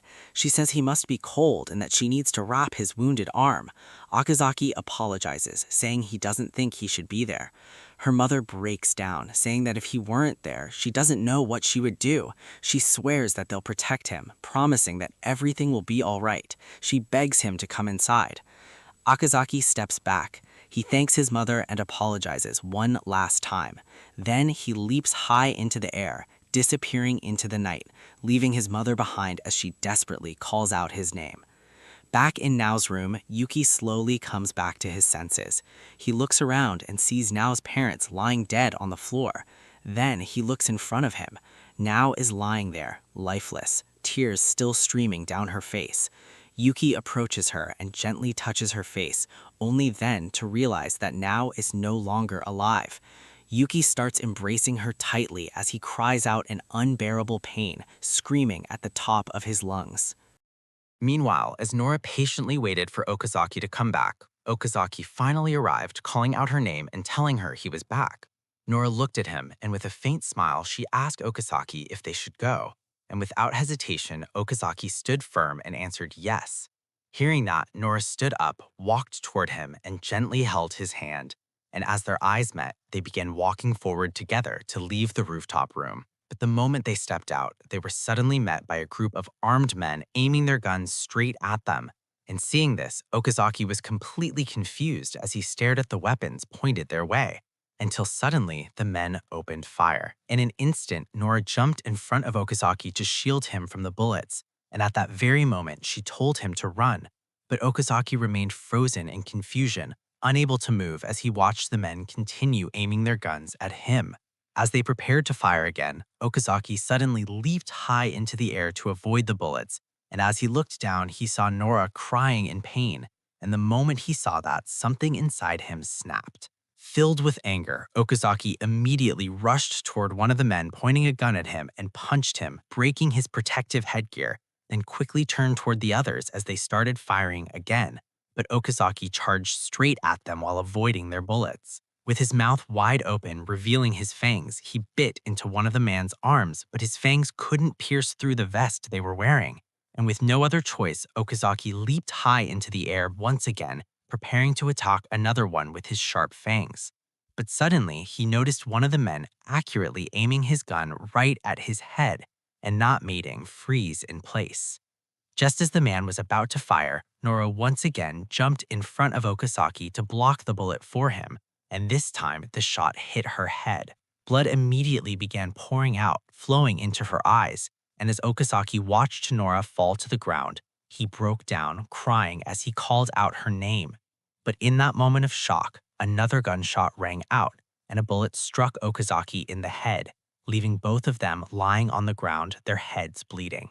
As Okazaki slowly began losing consciousness, he looked at Nora and saw her lying there, her eyes closed, blood covering her face. The next morning at school, Gosho sat in the corner where she and Okazaki used to eat lunch, and as she stared up at the sky, she remembered what she'd once told him, that whenever her mind was in a jumble, she would keep looking up until she felt better. Thinking about Okazaki, Gosho quietly whispered to herself that he just needed to wait for her. At that moment, her phone suddenly dinged, and when she checked it, she saw a message from Sakurane thanking her for yesterday and telling her that if anything happened, she could reach out anytime. Gosho quickly replied and thanked him, then began messaging now, asking if she was feeling okay, and added that she met someone yesterday and wanted to talk about it with her, saying she would visit her later that day. But right at that moment, Gosho suddenly received a call from Now, and she immediately answered, asking how she was feeling. But instead of Nao's voice, she heard heavy breathing, and then Yuki answered. He kept apologizing again and again, and as he spoke, Nao and her parents were lying dead right in front of him. Yuki said he couldn't do it anymore, that no matter how many times he tried, he couldn't die, and even if he tried to kill himself, he just wouldn't die. As he quietly cried in pain, he asked Gosho what he was supposed to do, and hearing that, Gosho immediately loudly asked where he was. Moments later, Gosho was running, breathing heavily as she rushed to meet Sakurane, and as soon as she saw him, she informed him that Yuki had called using Nao's phone and then suddenly hung up. And as she apologized, she told him that she hoped it was nothing serious, but if something really happened, she didn't think she could handle it alone. Sakurane told her to calm down and assured her that everything would be all right, and Gosho quickly thanked him, adding that for now they should go to Nao's house. Not long after, they arrived at Nao's house, and Gosho immediately began pressing the doorbell while loudly asking if anyone was home, but no one answered. At that moment, Sakurane suggested they check the back of the house, and as they carefully made their way around, Sakurane looked through a window, and what he saw instantly made his eyes widen.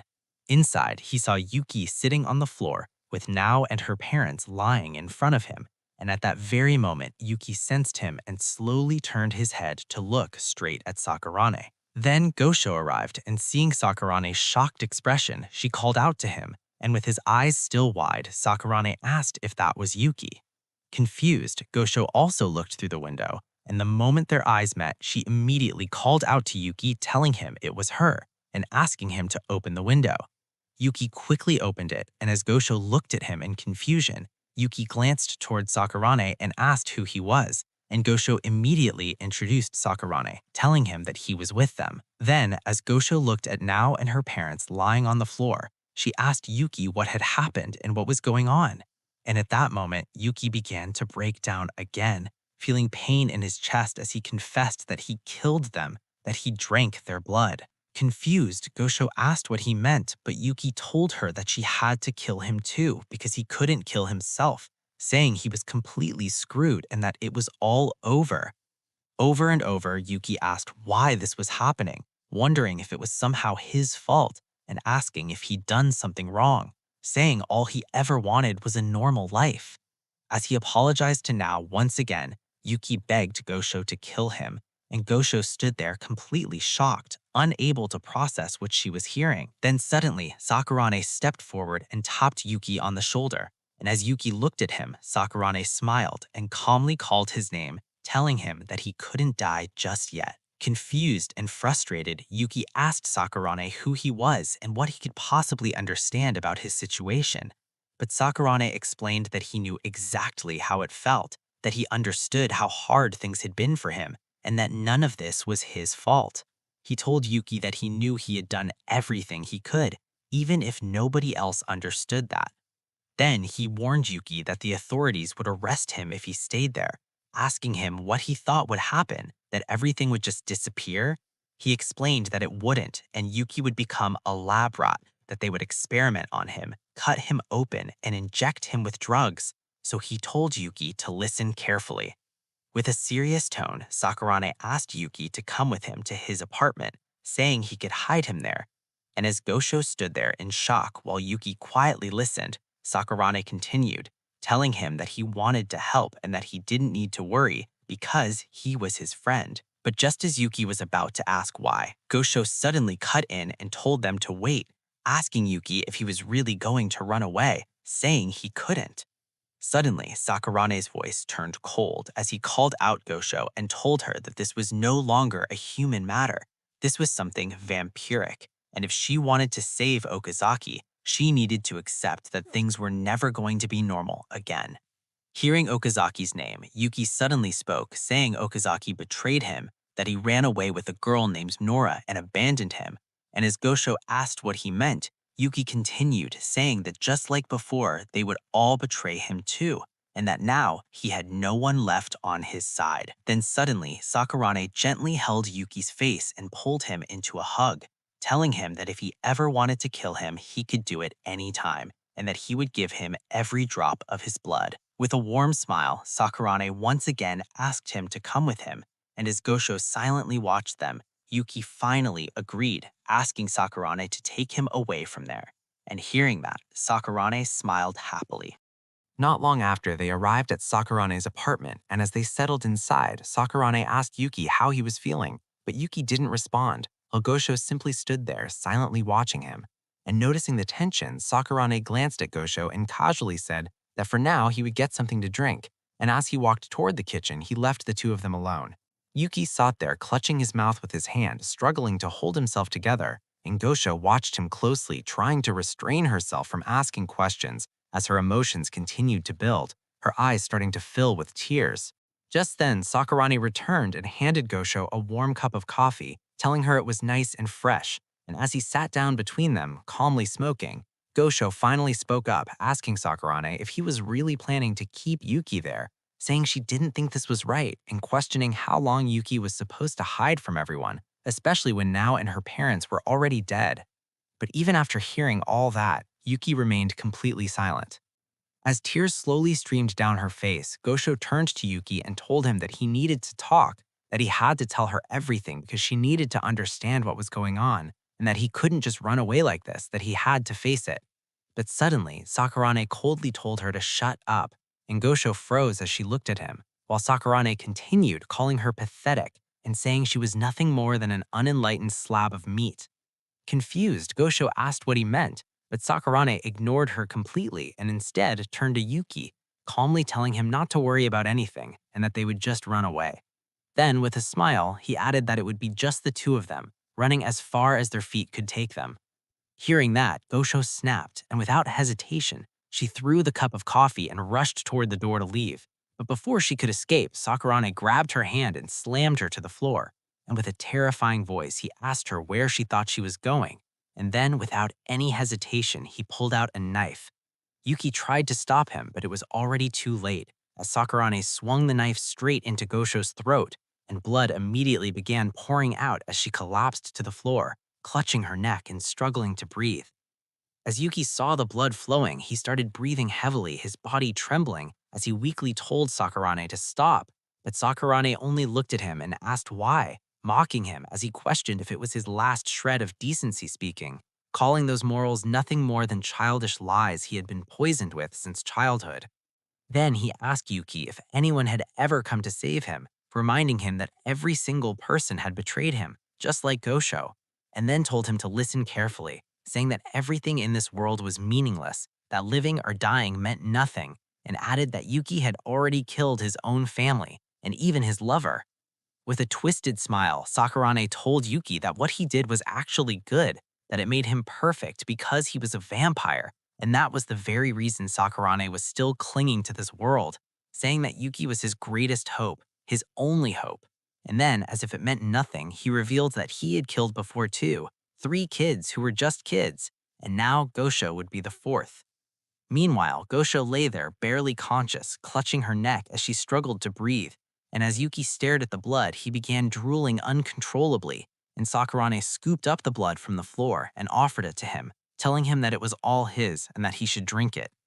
As Yuki stared at the blood, he slowly moved toward Gosho, and as he bent down, he began drinking her blood from the floor, while Gosho slowly lost consciousness, faintly hearing Sakurane laughing as he asked Yuki if he liked it, and told him that once he was done, they should keep going together, all the way to the end of the world. After losing consciousness, suddenly, Gosho heard someone calling her name, and as she slowly opened her eyes, she saw her younger brother sitting beside her bed. And shocked, she called out his name, asking if it was really him, but her brother gently told her that he only came to say goodbye, and softly explained that she couldn't come back to him anymore. Confused and emotional, Gosho asked why, saying she had finally seen him again and had so much she wanted to talk about. But with a gentle smile, her brothers simply said goodbye. At that moment, Gosho suddenly woke up, but the room around her was on fire as flames surrounded her and smoke filled the air. And struggling to move, she began crawling, desperately trying to escape, but her body wouldn't respond, her strength fading as pain spread throughout her entire body. As she remembered Sakurane, she finally realized the truth, that Sakurane had brought her there from the very beginning just to kill her, and that everything he said was a lie.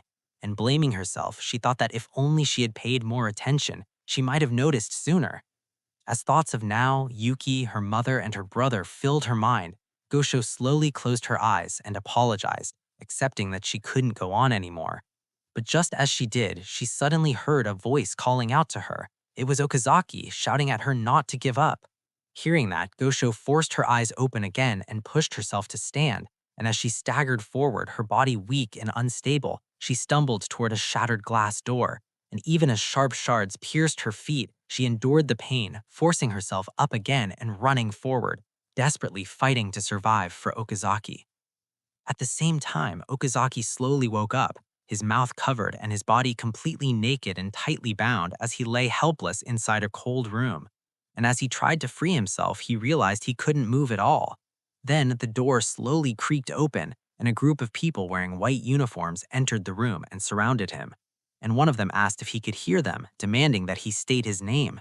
Okazaki answered, immediately asking where he was and why they had taken him, but they ignored his questions and simply said it was good that he was conscious before telling the others to begin. At that moment, one of them prepared a syringe filled with an unknown substance, and as Okazaki saw it, panic set in as he begged them to stop, asking what he had done and why they were doing this to him, but no one listened. And as the needle pierced his body and the substance entered his bloodstream, Okazaki screamed for help, and almost instantly his senses began to distort, his entire body feeling like it was melting from the inside. And as everything around him started to blur, he began hearing a voice over and over again. It was Nora calling to him. 10 years had already passed since the incident, and now Gosho had grown up and was now wearing a scarf around her neck as she made her way to work. And these days, she was working at a corporate company. Later, while Gosho was quietly doing her work, someone called out to her from behind, and when she turned around, she saw a man named Shuzo standing there.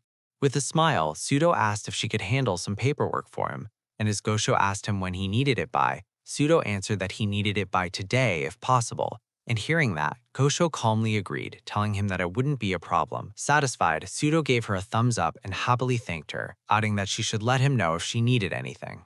Later that night, after finally finishing her work, Gosho quietly walked home alone, but as she made her way down the street, she suddenly heard a siren passing by. Looking up, she saw that it was a fire truck, and the moment she heard the sound of the siren, Gosho instinctively clutched her scarf tightly, as memories she could never forget suddenly came rushing back. The next day, while Gosho was busy working again, one of her female coworkers called out to her from behind and handed her a piece of paper explaining that it was the location for Samura's farewell party that night, and as Gosho took the invitation, she quietly thanked her. Then, later that night, while everyone was drinking and having fun together at the party, Gosho sat quietly by herself in the corner, silently listening to everyone else talk. At that moment, the man sitting beside her called out to her and pointed out that she never really talked much at these kinds of parties, and Gosho simply smiled and replied that she just wasn't very good at talking during things like this. Then, from across the room, Shuzo shouted towards Samura, asking if he had any last requests before leaving. And after thinking for a moment, Samura shyly admitted that he did have one request. Curious, Shuzo told him to say it. And after hesitating for a second, Samura looked over at Gosho and pointed out that she was always wearing her scarf, even during the summer, and that he wanted to see what she looked like without it just once. Then, half joking and already a little drunk, Samura started begging Gosho, saying that he only wanted to see her collarbone and nothing else. But one of the women at the party immediately told him that he had clearly drunk too much, outing that Gosho wasn't like that. However, the guy sitting beside Gosho laughed and insisted that it was Samura's last request, and when Gosho turned to look at him, she suddenly saw him reaching toward her scarf. Before she could react, the man grabbed it, and then, with a playful smile, he pulled it off. The entire room instantly went silent. Everyone stared in shock as they saw the deep scar stretching across Gosho's neck. For a moment, nobody said anything. Then Samura immediately began apologizing over and over again, telling Gosho that he had no idea. But despite that, Gosho simply smiled and calmly told him that it was fine, that it wasn't a big deal. At the same time, the woman beside her glared at the man who had pulled off her scarf, while Shuzo quickly told both of the men to apologize. And after hearing that, they both awkwardly apologized as well, but Gosho only smiled and insisted once again that everything was all right. Later, after the farewell party was over, Samura thanked everyone for coming, and as he jokingly asked if anyone wanted to go for a second round, Gosho slipped away and started walking home. But as she walked, someone called out to her from behind, and when she turned around, she saw that it was Shuzo. Looking guilty, Shuzo apologized to her, saying that he knew he should have stopped them earlier, but Gosho simply smiled and told him that it was fine, explaining that the scar was from an accident 10 years ago, and that she was mostly bothered by the fact that people noticed it and started worrying about her. She admitted that hiding it with the scarf only made people want to take it off even more. Then, as Gosho started to leave and wished him good night, Shuzo lowered his head and apologized to her once again, saying that he would yell at those guys later, but Gosho stopped for a moment and quietly called out his name, telling him to just let it go because she never asked him to do that in the first place. And as Gosho continued walking away into the night, Shuzo remained standing there, quietly wondering if he had accidentally hit a sore spot. The next day, while Gosho was quietly typing away at her desk and focusing on her work, the same girl from before called out to her and told her that everyone was going out for lunch and asked if she wanted to come with them. And hearing that, Gosho smiled and agreed. Later, as they walked outside together, the girl happily commented that the cherry blossoms were finally in full bloom, outing that she wanted to have a hanami party and go flower viewing sometime. Then later that night, while Gosho was still busy at her desk finishing her work, the same girl asked her if she was staying late again, and Gosho replied that she wanted to finish everything today, so she decided to work overtime. The girl waved goodbye and wished her good luck, and Gosho smiled and told her she would see her later. After that, Gosho continued typing away, completely focused on her work. And after a while, she stretched her sore back, but at that very moment, someone suddenly called her name, startling her so badly that she immediately shuddered. As she quickly turned around, she saw that it was Shuzo. Realizing he had scared her, Shuzo quickly apologized and asked if she was all right, then asked if she was finished for the day, adding that he had just gotten done too and wondering if she wanted to leave together. Later, as the two of them awkwardly walked side by side through the evening streets, Shuzo looked up at the cherry blossoms and commented that they were really blooming beautifully, and Gosho quietly agreed. But as they continued walking, Gosho noticed that Shuzo suddenly stopped as if he was thinking about something, and after a moment, he called out her name. When Gosho turned toward him, Shuzo smiled and asked if she wanted to go flower viewing with him, saying that we could stop by the convenience store and grab some snacks and drinks first. Gosho immediately shook her head and politely refused, but Shuzo insisted that telling her not to be like that and saying that it would only be for half an hour. As Shuzo continued begging her for just 30 minutes, Gosho scratched her head for a moment before finally giving in, insisting that it would only be for half an hour. Not long after, the two of them were sitting beneath the cherry blossoms with cans of beer in their hands, and as they lightly clinked them together, Shuzo happily commented that this was actually really nice. Then, turning towards Gosho, he asked her what she usually did on her days off, and Gosho quietly answered that she really didn't do much, saying that she mostly did laundry, cleaned the house, and that was about it. Hearing that, Shuzo asked if she ever went shopping or did anything else, and Gosho replied that she did sometimes, but not very often. Then, Gosho asked him what he usually did on his days off, and with a smile, Shuzo answered that he made curry. Curious, Gosho asked him about it, and immediately, Shuzo's face lit up with excitement as he explained that he spent an entire day making it, slowly simmering it for hours and carefully adding all kinds of spices, because it tastes much better that way. Then, with a grin, he asked if she wanted him to bring some over for her sometime, but Gosho immediately shook her head and told him that she liked her curry the regular way. Hearing that, Shuzo burst out laughing and said that he loved how Gosho always got straight to the point like that. After that, Shuzo suddenly brought up something he had found out recently, saying that he learned his ex-girlfriend was getting married. He explained that she used to work with him at his last job, that they had been together for 5 years and that they broke up 3 years ago. Then, Shuzo admitted that the guy she was marrying seemed like a nice person and that he was happy for her, but even so, hearing about it still bothered him a little. He wondered what he had even been doing for the last 3 years, saying that it felt like all he had done was work.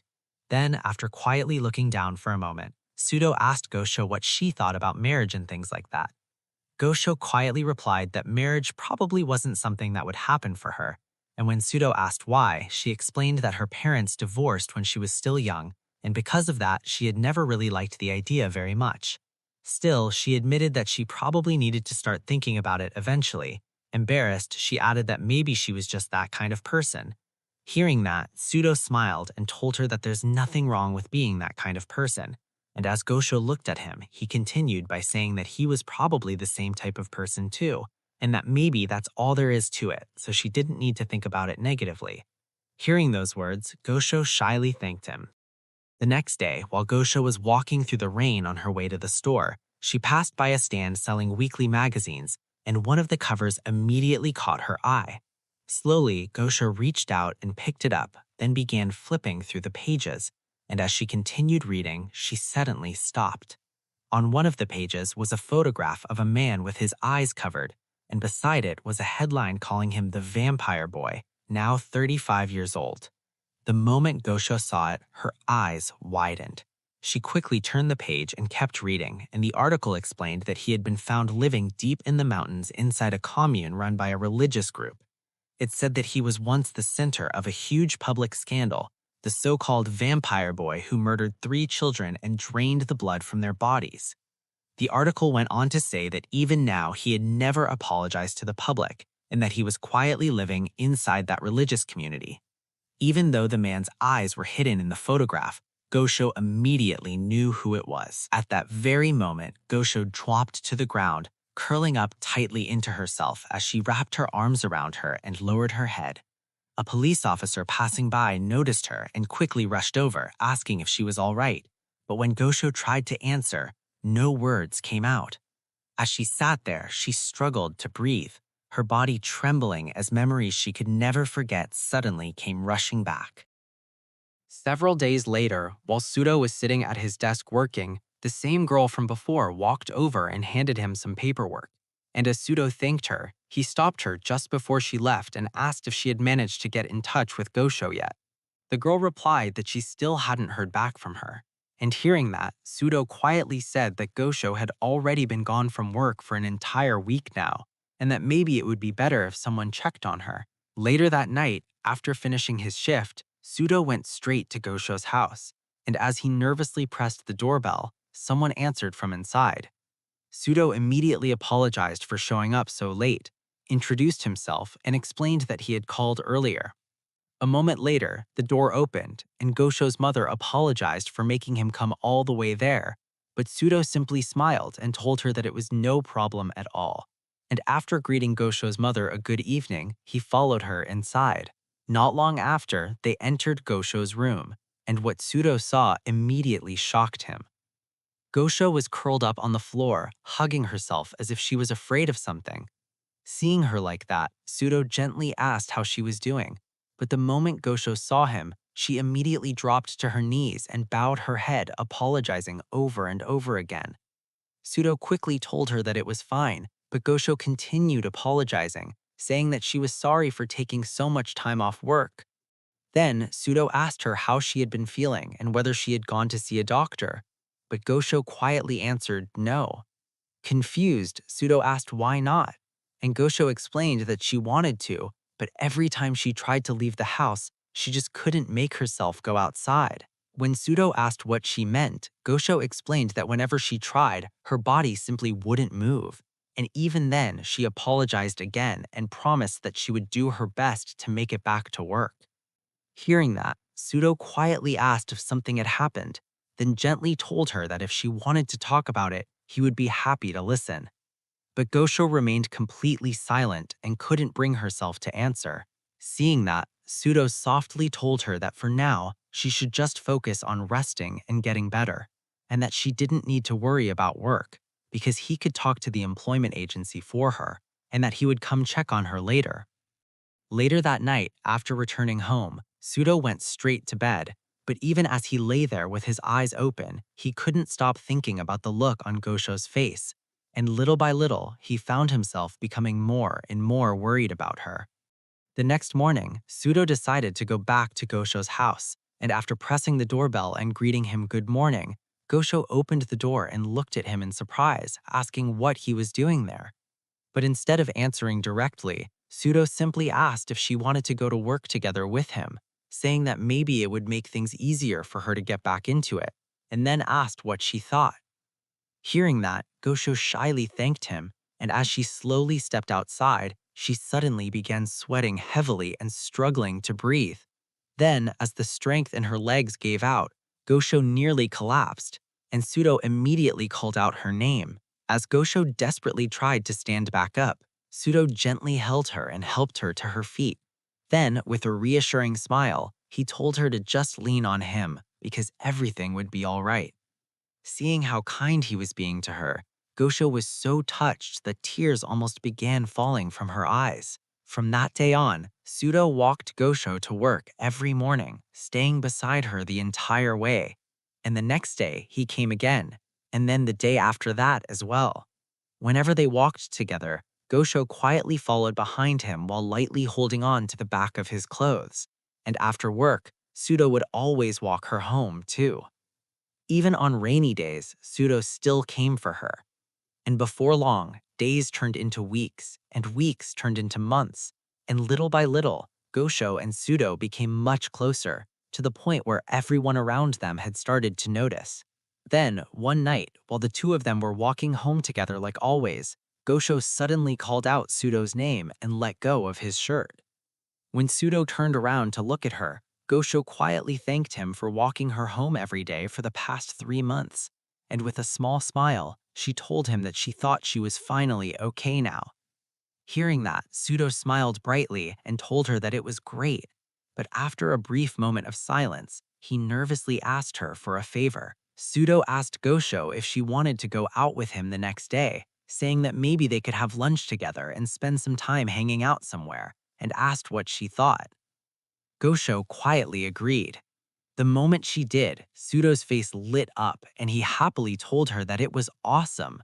then suggested that he could pick her up at her house around 10 in the morning. But Gosho replied that it was all right and suggested that they meet at the station instead. And hearing that, Shuzo agreed and thanked her. The next morning, Gosho woke up early and for the very first time carefully put on makeup, although she still wrapped the familiar scarf around her neck. Later, when she arrived at the station, she called out Shuzo's name and greeted him good morning. And when Shuzo turned around and saw her, he was surprised, because this time, Gosho wasn't wearing her scarf. Looking embarrassed, Gosho shyly asked if she looked strange, but Shuzo immediately smiled and told her that she looked great. And hearing that, Gosho quietly thanked him. After that, the two of them spent the entire day together, going from place to place and having fun. And every now and then, Shuzo would tease Gosho or joke around with her, making her laugh. And as the day went on, Gosho slowly began smiling more and more. And for the first time in 10 years, Gosho finally smiled from the bottom of her heart. Hours later, as they continued walking together, Shuzo asked her what she wanted to do next. And after looking at him for a moment, Gosho thanked him again before quietly saying that there was somewhere she wanted to go, and asking if he would mind coming with her. Without hesitation, Shuzo agreed. Not long after, the two of them arrived at the high school Gosho used to attend, and as they walked through the grounds, Gosho explained that this was the school she used to go to, adding that being here really brought back memories. Then, as she slowly walked forward, she asked Shuzo if he minded making one more stop, and as they continued walking, Gosho commented that the area had changed a lot, saying that she was pretty sure it used to be just around the corner. Eventually, they arrived at an empty parking lot. Confused, Shuzo asked if this was the place she meant, and Gosho quietly explained that her friend's house used to be there, but now, it was gone. As Gosho quietly stood there and prayed for now, someone suddenly called out her name. Surprised, Gosho turned around and saw Okazaki's mother. The moment she saw her, Gosho immediately recognized her too, and nervously asked if she was really Okazaki's mother. And with a gentle smile, Okazaki's mother replied that it had been such a long time, and warmly told Gosho that she had grown into such a beautiful woman. But hearing that only made Gosho lower her head and apologize for never contacting her all these years. Yet Okazaki's mother quickly shook her head and said that she was the one who should apologize, and that she was simply happy to see Gosho again. Then, after noticing Shuzo standing beside her, Okazaki's mother smiled and asked who he was, jokingly asking if he was Gosho's boyfriend. But before Gosho could answer, Shuzo quickly introduced himself, explaining that they worked at the same company and that they were only co-workers. After apologizing for misunderstanding, Okazaki's mother asked Gosho if she had come to visit where Nao's house used to be, and Gosho quietly answered yes. Hearing that, Okazaki's mother closed her eyes and prayed as well. Then, after looking back at Gosho, she gently asked if she was free and invited both of them to stop by her house for a while, saying that since they had unexpectedly ran into each other again, it would be nice to talk. Later, inside the house, the three of them sat around the table while eating cake and drinking coffee. And as they talked, Okazaki's mother asked Gosho what kind of work she was doing now, and Gosho quietly answered that it was just office work. Hearing that, Shuzo smiled and added that Gosho was actually amazing at her job, and that she helped him all the time. And after hearing him say that, Okazaki's mother warmly smiled and complimented her. Then, while looking at Gosho, Okazaki's mother mentioned that her older son got married the year before, and that he and his wife had just given her a grandson. And as Gosho smiled and congratulated her, Okazaki's mother suddenly brought up Okazaki. She quietly admitted that even now, she still had no idea where he was. But despite that, she said that to this day, she still kept the front door unlocked every night, just in case he ever came home. She also explained that his room had been left exactly the way it was on the day he disappeared, because no matter how much time passed, she could never bring herself to clean it. Hearing that, Gosho hesitated for a moment before quietly asking if she could see it, saying that she wanted to look at Okazaki's room. Not long after, Okazaki's mother opened the door to his room, and as Gosho stepped inside, she quietly looked around before saying that it was exactly the same as she remembered. Then, after standing there in silence for a moment, Okazaki's mother gently told Gosho that she had always wanted to thank her for everything she did. She said that after Okazaki disappeared, Gosho searched harder than anyone else, going to the police over and over again even after everything that had happened, and that she truly appreciated all of it more than she could ever put into words. But hearing that, Gosho quietly answered no, that it was nothing, because in the end, she hadn't managed to accomplish anything.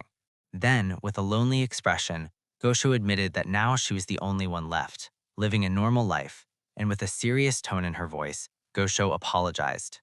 As Okazaki's mother looked at her, she quietly said that whenever she saw the neighborhood kids growing up, going to college, finding jobs, getting married, and living normal lives, she couldn't help but wonder, why not Okazaki? Why couldn't she have given him that kind of happiness too? Why couldn't she have let him live a normal life like everyone else? Then, as she remembered her son, Okazaki's mother softly smiled and said that even so, she wasn't worried. She said that she knew Okazaki was still alive, that somewhere out there he was living his life. And because of that, she didn't have the right to assume that he was unhappy. Then, Okazaki's mother looked directly at Gosho and gently told her that she needed to live her own life too, and that she needed to live for herself. With a warm smile, she told Gosho that she would keep waiting too, hoping that one day she would see Okazaki Den. Later that night, before Gosho and Shuzo left, they thanked Okazaki's mother for having them over, and she smiled and thanked them for coming, warmly telling them that they could visit again any time they wanted. Hearing that, Gosho quietly bowed her head and thanked her once more. Not long after, Gosho and Shuzo arrived at the train station, and as they stood together, Gosho quietly told him that she had a really good time today and thanked him for everything. Hearing that, Shuzo smiled and suggested that they should do it again sometime soon, and Gosho smiled and agreed. Then, after saying goodbye, the two of them began walking in completely different directions. As Gosho walked alone through the station, listening to the sound of passing trains, she suddenly stopped. On the other side of the fence, she saw Okazaki. He looked exactly the same as he did back then, still young, covered in blood. The moment she saw him, Gosho immediately turned her head to look again, but there was nothing there. It had only been her imagination. As the image of Okazaki slowly faded away, the strength suddenly left Gosho's legs and she collapsed to her knees, frozen in place. At that moment, Shuzo suddenly ran back over to her and asked what was wrong, worriedly asking if she was okay. But Gosho forced herself to smile and apologized, then slowly stood back up and told him that she was fine, saying that she had just gotten a little dizzy. Then, when Shuzo offered to take her home, Gosho smiled at Shuzo once again and quietly told him that it was really all right, that she was fine now. And after wishing him good night, she left him standing there alone. But as Gosho continued walking by herself, she began to cry silently, because little by little, the memories from the past had started coming back. The next morning, when Shuzo arrived at work, he immediately noticed that Gosho's desk was empty, and at first he figured that maybe she was just running late. But at that moment, his phone suddenly rang, and when he saw that it was Gosho, he immediately answered. Over the phone, Gosho quietly explained that she wasn't feeling well and asked if it would be all right for her to take the day off. Hearing that, Shuzo immediately told her that it was no problem, then asked if she had caught a cold, and Gosho replied that she thought she might have a fever. But then, one night after finishing work, Shuzo tried calling Gosho again, only to realize that her phone number was unavailable. Growing worried, he tried calling her house instead, and when Gosho's mother answered, Shuzo asked how Gosho was doing and whether she still had a cold, explaining that she had already been gone from work for 3 days. But hearing that, Gosho's mother sounded surprised and explained that Gosho told her she had taken paid time off so that she could go on vacation. The moment he heard that, Shuzo froze in confusion. Then, after a brief pause, Gosho's mother asked him if he would mind stopping by the house for a moment. Later that night, Shuzo arrived at Gosho's house, and as soon as he met Gosho's mother, he immediately asked where Gosho had gone. Gosho's mother explained that Gosho said she was going to Izu, and that she had tried calling her too, but Gosho never answered. She added that she eventually called the hotel where Gosho claimed she would be staying, but they had no reservation under her name. Hearing that, Shuzo's expression immediately turned serious, and after a moment, he asked Gosho's mother if he could take a look inside Gosho's room. Not long after, the two of them entered Gosho's room, and as Shuzo looked around, something under her bed caught his attention. It was a magazine. As Shuzo picked it up and looked through it, he realized that every article inside was about vampires, and especially about the vampire boy. The moment Gosho's mother saw the magazine, she suddenly froze. Noticing her reaction, Shuzo immediately asked if something was wrong and whether she knew anything about it. But Gosho's mother hesitated and remained silent. Seeing that, Shuzo quietly asked if she could tell him what had happened to Gosho all those years ago, and with a serious expression, he told her that he wanted to know the truth. Then, after hearing those words, Gosho's mother finally told Shuzo everything she knew about Gosho's past. And that night, after learning the truth, Shuzo immediately rushed out and headed straight for a nearby rental car place. After getting into the car, he quickly started searching online for information about the vampire boy, and before long he found out that the religious group connected to him, called Blood of Happiness, was living in a commune deep in the mountains of Mount Iwata. The moment he found the location, Shuzo marked it on the map and immediately started driving. But suddenly, right in the middle of the drive, his phone rang. It was Gosho. Shuzo immediately answered and asked if she was all right, but Gosho calmly replied that she was fine, saying that she had only lost her phone charger for a little while. But instead of responding, Shuzo suddenly asked her if she was going to Sakurane. The moment Gosho heard that, she froze, then quietly asked how he knew. Shuzo immediately explained that her mother had told him everything. Then, with frustration in his voice, asked her why she was going there, telling her that she didn't need to do this and asking why she still cared about that piece of trash after everything. He told her that she had worked so hard to rebuild her life, that she had already given everything she had, and that she'd finally made it this far. So why? Why did any of it still matter? But Gosho only apologized and quietly told him that she still had to go. When Shuzo demanded to know why, Gosho answered that it was because Okazaki might be there, and Yuki too.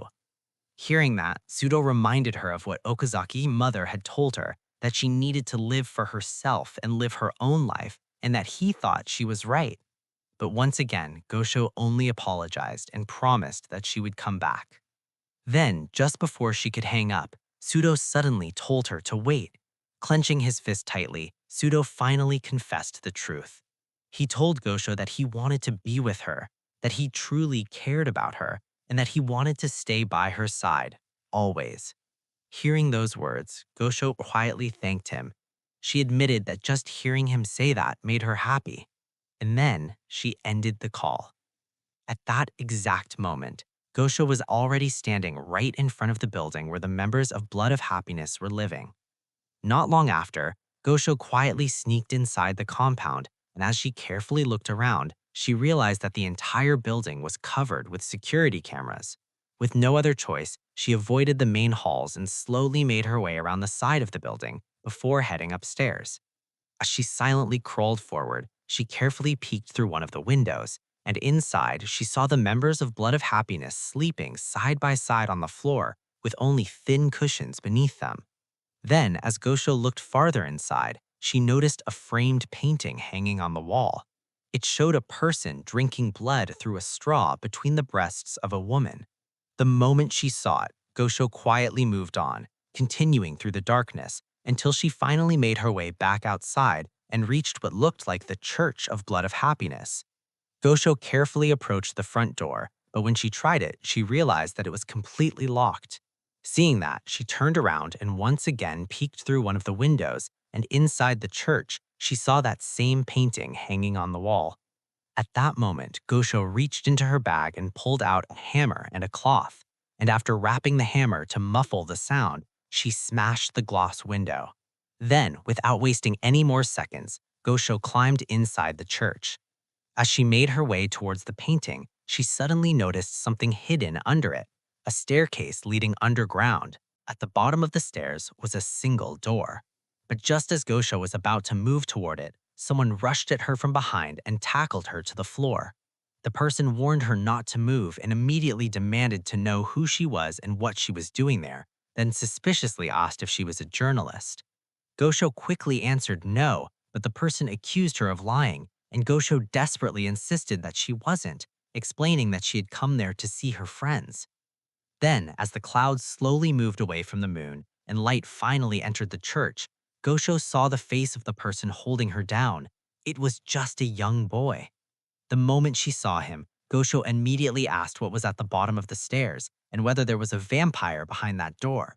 But before the boy could answer, Gosho suddenly grabbed his hand, forced herself back to her feet, and ran down the stairs. When she finally reached the door, Gosho immediately began pounding on it and desperately shouted Okazaki's name again and again, asking if he was inside. Then she started calling out for Yuki too, desperately demanding that they answer. But as Gosho continued shouting Okazaki's name, more followers suddenly appeared and they immediately told her to be quiet before angrily demanding to know who she was. Then the young boy hurriedly explained that he had been on patrol when he heard a noise, and hearing that, the others immediately assumed that Gosho was a journalist. As they stared at her bag, they began wondering what she had brought with her. Meanwhile, Gosho kept herself pressed tightly against the door, but the followers shouted her not to touch it and ordered her to move away. But suddenly, someone appeared behind them. The moment the followers saw him, they immediately apologized for all the noise and quickly explained that a girl had broken into the compound. But the man simply told them to move aside. Then, as he slowly walked down the stairs towards Gosho, it was revealed that the man was Sakurane. The moment he saw her, Sakurane subtly smiled, walked over and wrapped his arms around Gosho, telling her that it was good to see you again. Then, turning towards the others, Sakurane told them to apologize to her, saying that Gosho was his friend. Hearing that, all of the followers immediately bowed their heads and apologized. Then, with a smile, Sakurane welcomed Gosho to Blood of Happiness and calmly told her that for now, she should settle down and that the two of them could talk tomorrow. Later that night, the followers guided Gosho to a private room where she could rest, and after Gosho entered and the followers finally left her alone, she looked down at her trembling hands. Then, unable to hold herself up any longer, Gosho slowly dropped to her knees. Tears began to fall from her eyes, but even then, her eyes were filled with determination, because no matter what happened, she was going to find Okazaki and Yuki, and she was going to save them. The next morning, the same young boy from before entered Gosho's room and greeted her good morning as he brought her breakfast. He explained that it was vegetables and rice that they had grown there on the property, adding with a smile that it was really good, but as Gosho looked at him, she quietly told him that she wasn't hungry. The boy then explained that once she was done eating, he had been told to take her to the Chief Devout's chamber, and when Gosho asked who this Chief Devout was, the boy revealed that it was Sakurane, the same old friend she once knew. The moment she heard that, Gosho immediately stood up and told him to just take her there. As they walked through the hallway, Gosho noticed a group of children outside playing together, and as she looked at their faces, they all seemed strangely happy and peaceful. Seeing that, Gosho asked the boy how long he had been living there, and the boy looked back at her and explained that he came there right after he was born, and that he had lived there with everyone ever since, working hard and training together with them. Then, with a smile, he told her that this was a really wonderful place. Not long after, they finally arrived at Sakurane's chamber, and after the boy knocked on the door and announced that he had brought Gosho, he slowly opened it. Inside, Sakurane was quietly sitting in a chair as if he had been waiting for her. As soon as Gosho entered, Sakurane smiled and told her that he was truly happy to see her again after 10 years, but before he could say anything else, Gosho immediately cut him off and demanded to know who was living in the basement. She asked him if it was Okazaki or Yuki and demanded that he answer her. For a moment, Sakurane stayed silent, then calmly told her to sit down first, saying that they had a lot to talk about. But instead, Gosho suddenly pulled out a knife and pointed it at him, demanding an answer. As Sakurane looked at Gosho's determined face and the knife in her hand, he finally answered yes. He told her that both Okazaki and Yuki were there. Hearing that, Gosho froze in shock and immediately asked why they were there, but Sakurane only smiled and told her that she could ask them herself, adding that both of them were doing just fine. However, Sakurane explained that meeting them involved a bit of a process because only special people were allowed into the basement, and he hoped he would let him explain to everyone first that she was one of those special people. He told her that if he simply let her walk in, it would upset the others, so he planned on bringing it up during the assembly that night, and with a smile, he told Gosho that once everything was over, he would personally take her to the basement. Meanwhile, that same morning, Shuzo was driving through the mountains, and before long, he finally reached the boundary of Blood of Happiness. But just as he arrived, two followers stepped in front of his car and blocked the road, telling him that the area was private property. Shuzo immediately got out of the car and explained that he was looking for someone, then asked if they had seen a woman around 26 years old with shoulder-length hair. But one of the followers simply replied no and told him to leave. Even then, Shuzo insisted that he was sure she was somewhere nearby, but the follower repeated that this was private property and told him to move along. With no other choice, Shuzo reluctantly stayed silent and drove away. Later that night, while Gosho was waiting inside her room, the same young boy entered once again, but this time he was wearing a hood. He explained that he had come to escort her, then quietly told her to follow him. Not long after, the two of them made their way toward the church, and when they finally arrived and the doors slowly opened, Gosho froze at what she saw inside. Every follower was gathered there, and all of them were wearing the same hood. Standing at the front of the church was Sakurane.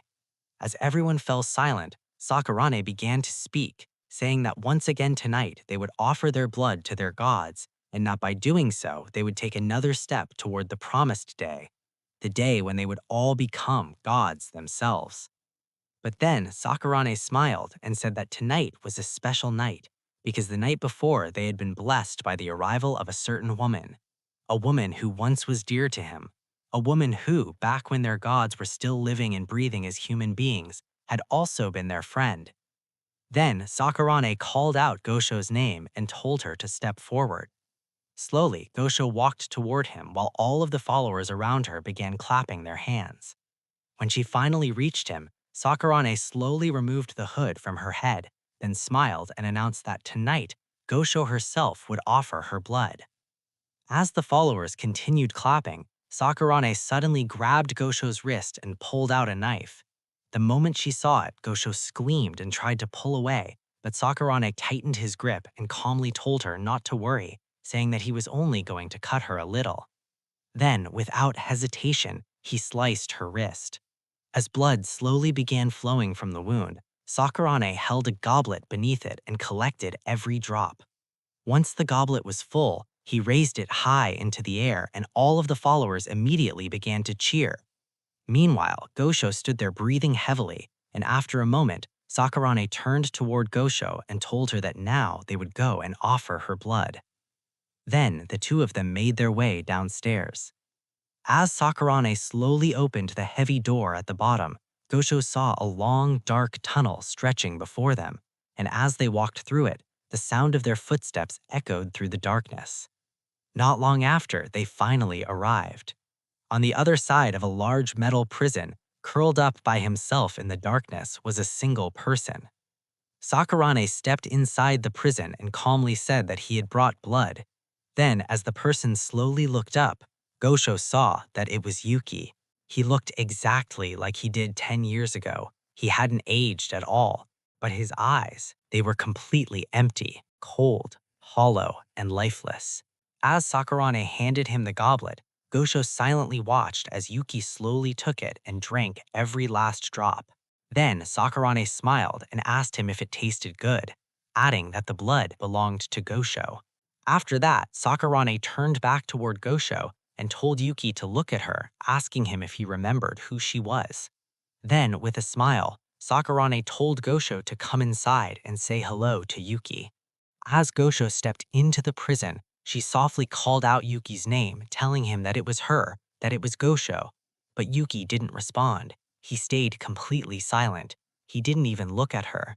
As Gosho moved closer, repeatedly calling his name, Sakurane suddenly kicked her hard in the face, sending her crashing to the ground.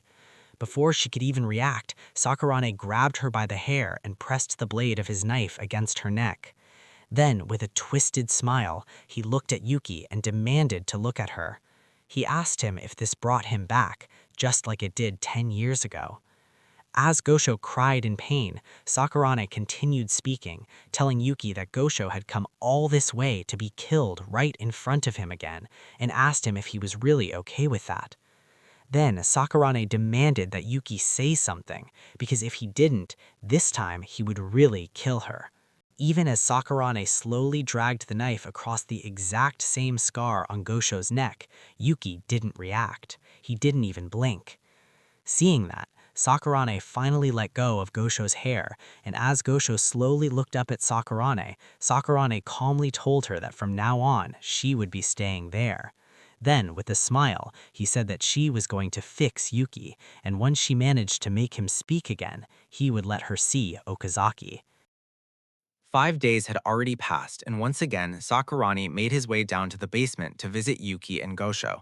Not long after, he arrived and stepped inside the cell, and there Yuki was still sitting in the corner, exactly as before, curled up into himself without moving, while nearby Gosho lay on the floor, exhausted and barely conscious after everything Sakurani had been putting her through. The moment Sakurani saw that she was asleep, he coldly ordered her to get up, then began kicking her, telling her that she didn't have time to rest and that she should at least make an effort to bring Yuki back to normal. As Gosho cried out in pain, Yuki remained in the corner, completely motionless, as if he couldn't hear anything around him anymore. Meanwhile, Sakurani continued trying to provoke him, smearing Gosho's blood across Yuki's face and angrily demanding that he wake up already, shouting that if he didn't do something, Gosho was going to die. But even then, Yuki didn't react. He stayed completely silent. As Sakurani continued calling his name again and again, Gosho suddenly started laughing. Then, through the pain, she looked at Sakurani and called him pathetic, asking if Yuki had been ignoring him like this for the past 10 years. With a weak grin, Gosho told him that it served him right. For a moment, Sakurani only smiled back at her. Then his expression slowly twisted. Without another word, he turned back toward Gosho and continued hurting her, trying harder and harder to force some kind of reaction out of Yuki. But no matter what Sakurani did, Yuki remained exactly the same, broken, silent, and completely empty. Later that night, the same young boy quietly woke up and slipped outside, and before long he found himself standing in front of the church. As he stood there in the darkness, he remembered how desperately Gosho had kept calling out Okazaki's name, and slowly he began wondering who Okazaki really was and why Gosho had come all this way. But as he stood there thinking, he suddenly heard something rustling behind the bushes. Immediately, the boy rushed toward the sound and demanded to know who was there, ordering whoever it was to come out. At first, he was about to call for help and warn everyone that an intruder had entered the compound, but then Shuzo slowly stepped out from the bushes. Quickly, Shuzo explained that he wasn't with the media or the police, and that he was only there because he was looking for someone important to him. He explained that her name was Gosho and asked the boy if he knew her. The moment he heard her name, the boy immediately became cautious and asked who Shuzo was, and Shuzo explained that he was Gosho's coworker, outing that she had been missing for 8 days and that he knew she had come there. Then, lowering his head, Shuzo begged the boy to bring her back. But the boy only called him crazy and insisted that Gosho came there because she wanted to, then told Shuzo to leave because this was private property. Hearing that, Shuzo realized that the boy really did know Gosho and slowly stepped closer, asking him where she was and begging him to tell him. But the boy nervously backed away and told Shuzo not to come any closer. Then, suddenly, Shuzo dropped to his knees. Lowering his head, he desperately told the boy that if they didn't do something soon, Gosho might die. He explained that Sakurani, their leader, had tried to kill Gosho once before a long time ago, and that he had hurt other people. The boy looked completely confused, but Shuzo kept going, telling him that they didn't have time and begging him once again to tell him where Gosho was. But the boy shook his head and insisted that it was all a lie. He said that their great devout would never do something like that, and accused Shuzo of trying to trick him because everyone was always trying to destroy them. Then, before Shuzo could stop him, the boy suddenly shouted for help, yelling that there was an intruder. The moment Shuzo heard voices approaching, he immediately ran into the mountains. But as he ran through the darkness with the boy chasing after him, one of the followers suddenly appeared from the side and struck him. And when Shuzo finally opened his eyes again, he saw someone standing right in front of him. It was Sakurani. The moment Shuzo saw him, he froze, but Sakurani only smiled and calmly apologized for the rough treatment, then casually asked if he and Gosho had been dating. But Shuzo ignored the question and immediately demanded to know where Gosho was.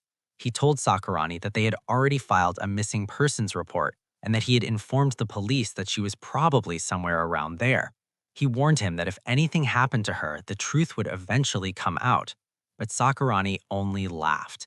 Then, with a smile, he said that there had been a misunderstanding because Gosho was perfectly fine. She was just busy at the moment. Confused and angry, Shuzo demanded to know what she was doing. Sakurani answered that Gosho was currently spending time with one of their gods. Then, Shuzo shouted at him to let him see her right now. For a moment, Sakurani stayed silent. And then, he agreed. Later, Shuzo and Sakurane made their way to the church while the young boy silently watched them from a distance.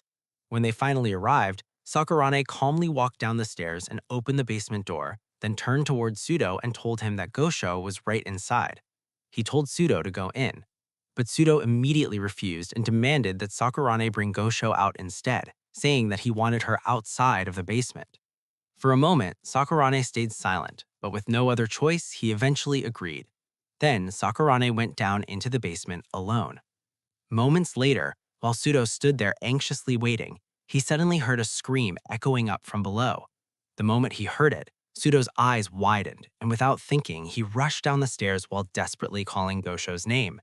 But when he finally reached the basement, he froze. What he saw in front of him made him stop in his tracks. Gosho's entire body was covered in bruises and cuts, with knife wounds spread across her skin. As Gosho slowly opened her eyes and tears began flowing down her face, Shuzo shouted in anger and despair and immediately rushed towards Sakurane. But just as he did, Sakurane suddenly raised his knife and tried to stab him. Desperately, Shuzo threw up his arm to protect himself and the blade pierced straight through his hand. Even so, Shuzo didn't stop. He immediately tackled Sakurane to the ground and gritting his teeth, he slammed his head into Sakurane's face before repeatedly striking him with his elbow. As blood began pouring from Sakurane's face, Shuzo pulled the knife back out of his own hand. Then, after catching his breath, Shuzo turned and looked toward Yuki, asking who he was. But Yuki only slowly lifted his head. He still said nothing. Then, Shuzo rushed over to Gosho, and as she weakly opened her eyes and saw him, she softly called out his name. As Gosho asked him why he was there, Shuzo immediately told her not to worry, saying that he had already knocked him out. Then, as Shuzo began untying the ropes around her feet, Gosho quietly asked him why he cared about her so much. Hearing that, Shuzo looked at her and reminded her that he had already told her before, that he wanted to be there for her, that no matter what happened, he would stay by her side, and that she had to survive this. Then, as Shuzo carefully lifted Gosho into his arms, Gosho suddenly told him to wait. She asked that he take Yuki with them too. So the two of them turned toward Yuki and desperately called out his name, while Shuzo loudly asked him if he could hear them. But Yuki still didn't respond. Seeing that, Shuzo told Gosho that they would come back for him later, and that first they needed to survive and bring the police back. But Gosho insisted. Meanwhile, Shuzo kept insisting that she had to stay alive. But suddenly, Sakurane stood back up. Before either of them could react, Sakurane stabbed Shuzo straight in the back. Immediately, Shuzo lost all strength and collapsed to the floor. Sweating and trembling from the pain, Shuzo weakly told Gosho that his back felt hot and he couldn't move. Then, apologizing to her, he told her to leave him behind and run. But at that moment, Sakurane stepped toward them, still holding the knife in his hand, and coldly called them ridiculous, ignorant slabs of meat. He said that Gosho was completely useless and that both of them should just die already. Hearing that, Gosho grabbed the knife that had fallen to the ground and, filled with anger, rushed towards Sakurane. But before she could hit him, Sakurane punched her in the face. Then he grabbed her wrist and used it to stab Shuzo in the back once again. As Gosho screamed at him to stop, Sakurane tightly held onto her hand and forced her to watch him as he pulled the knife out and stabbed Shuzo again and again. Before long, Shuzo's back was completely covered in blood. Then, as Sakurane grabbed Gosho by the head and pressed the knife against her neck, preparing to slit her throat, Gosho looked towards Shuzo and suddenly memories rushed back. She remembered how kind he had always been, how he stayed by her side, how he helped her move forward when she was drowning in the past. And remembering all of that, Gosho broke down. She screamed in pain and despair as tears poured from her eyes. And finally, Yuki heard her. For the first time, Yuki stood up. Then, with tears in his eyes, he looked towards Sakurane and told him to let her go. The moment Sakurane heard Yuki speak, he froze in complete shock. Slowly, he let go of Gosho. Then, almost trembling, Sakurane stood up and walked toward Yuki. As he gently touched Yuki's face, Sakurane asked him how long he had been waiting for this moment. Then, with a smile, Sakurane reminded him of the promise he made long ago that one day Yuki would turn him into a vampire too. He said that he had waited all these years for this one day to finally come. Then Sakurane tilted his head and offered Yuki his neck, desperately begging him to bite him and take him to his side. But as Sakurane continued repeating Yuki's name, Yuki suddenly kicked him straight in the stomach. Then, as Sakurane fell to the ground, Yuki walked toward him and kicked him again, this time right in the head. Then Yuki turned and looked back toward Gosho, and there he saw her desperately crying as she called Pseudo's name. Immediately, Yuki rushed over to her side and told her to come on because they were going to save Pseudo. And with that, the three of them finally left the basement, with Yuki carrying Pseudo on his back, while Gosho followed close behind. But the moment they stepped out, the young boy saw Yuki and immediately called out to him, calling him their lord. But Yuki looked at him and quietly said that he was not a god. He was only human. Then Yuki begged him to help them, and beside him, Gosho desperately pleaded too, telling him to hurry because Pseudo was going to die. Hearing that, the boy immediately ran toward the main building, shouting that he would call everyone for help. Then, as the three of them stepped out of the church, the sun was still shining overhead. Breathing heavily, Yuki swore that he was going to save both Gosho and Pseudo. Soon, more and more followers came running toward them, surrounding them from every side, calling Yuki their lord and their god. But instead of accepting it, Yuki begged them to help save Pseudo. And hearing that, the followers obeyed. Together, they carefully helped carry Pseudo away. Later that night, Gosho slowly woke up in bed, and when she opened her eyes, she realized that her face was now covered in bandages. As she slowly raised her head, she saw that Pseudo was lying in the bed beside her. The moment she saw him, Gosho immediately got up and slowly walked over to him while softly calling his name. Then, after a moment, Pseudo slowly opened his eyes. With a faint smile, he weakly lifted his hand, and as Gosho held it, she finally broke down and fell to her knees, crying. But then Gosho suddenly heard voices coming from outside. So she slowly walked to the window and looked outside. There, she saw all the followers gathered around Yuki. Every one of them was kneeling before him. As everyone whispered among themselves, one of the followers finally raised his voice and asked Yuki to speak. Calling him Lord, he said that they had all gathered there to hear his divine words. Then he asked what had happened down in the basement, demanding to know why Yuki had finally come out after all these years. For a moment, Yuki stayed silent. Then he finally answered. He told them that Sakurane, their chief devotee, had been torturing Gosho in the basement. He revealed that Sakurane was also the one who stabbed Pseudo. Then Yuki admitted that he beat Sakurane badly, but that he wasn't dead. They'd locked him in the basement instead. The moment they heard that, the followers immediately began talking among themselves in shock. Some of them refused to believe it, insisting that their chief devotee could never do such a thing. Others began to wonder if maybe Gosho and Pseudo were the cause of it. Then one of the followers stood up and asked Yuki when their studies and experiments would finally end. More and more of them began begging Yuki to make them the same as him, reminding him that they had followed him all this time and given him their blood for years. But Yuki quietly told them that he was not a god. He begged them to let him put an end to all of this, and said that although he appreciated all the blood they had given him day after day, he never wanted to make anyone else become like him. Then Yuki looked down and said that he wasn't their god. He was only a worthless human, just a shadow of who he used to be. He admitted that he killed his own mother his girlfriend, and her family too. Then Yuki begged them not to let Sakurane fool them any longer, because everything about gods, everything they had been taught, was a lie. And finally, Yuki told them the truth. He said that Sakurane was a demon. Meanwhile, while Sakurane was lying unconscious on the floor, he kept hearing someone calling out to him. It was his younger sister, crying and begging him to stop as Sakurane kept cutting her hand with a cutter. But at that very moment, their mother appeared and loudly told Sakurane that he was a monster, the devil himself, and that he was no longer her child. As punishment, she forced Sakurane to sit outside and told him not to dare come back into the house.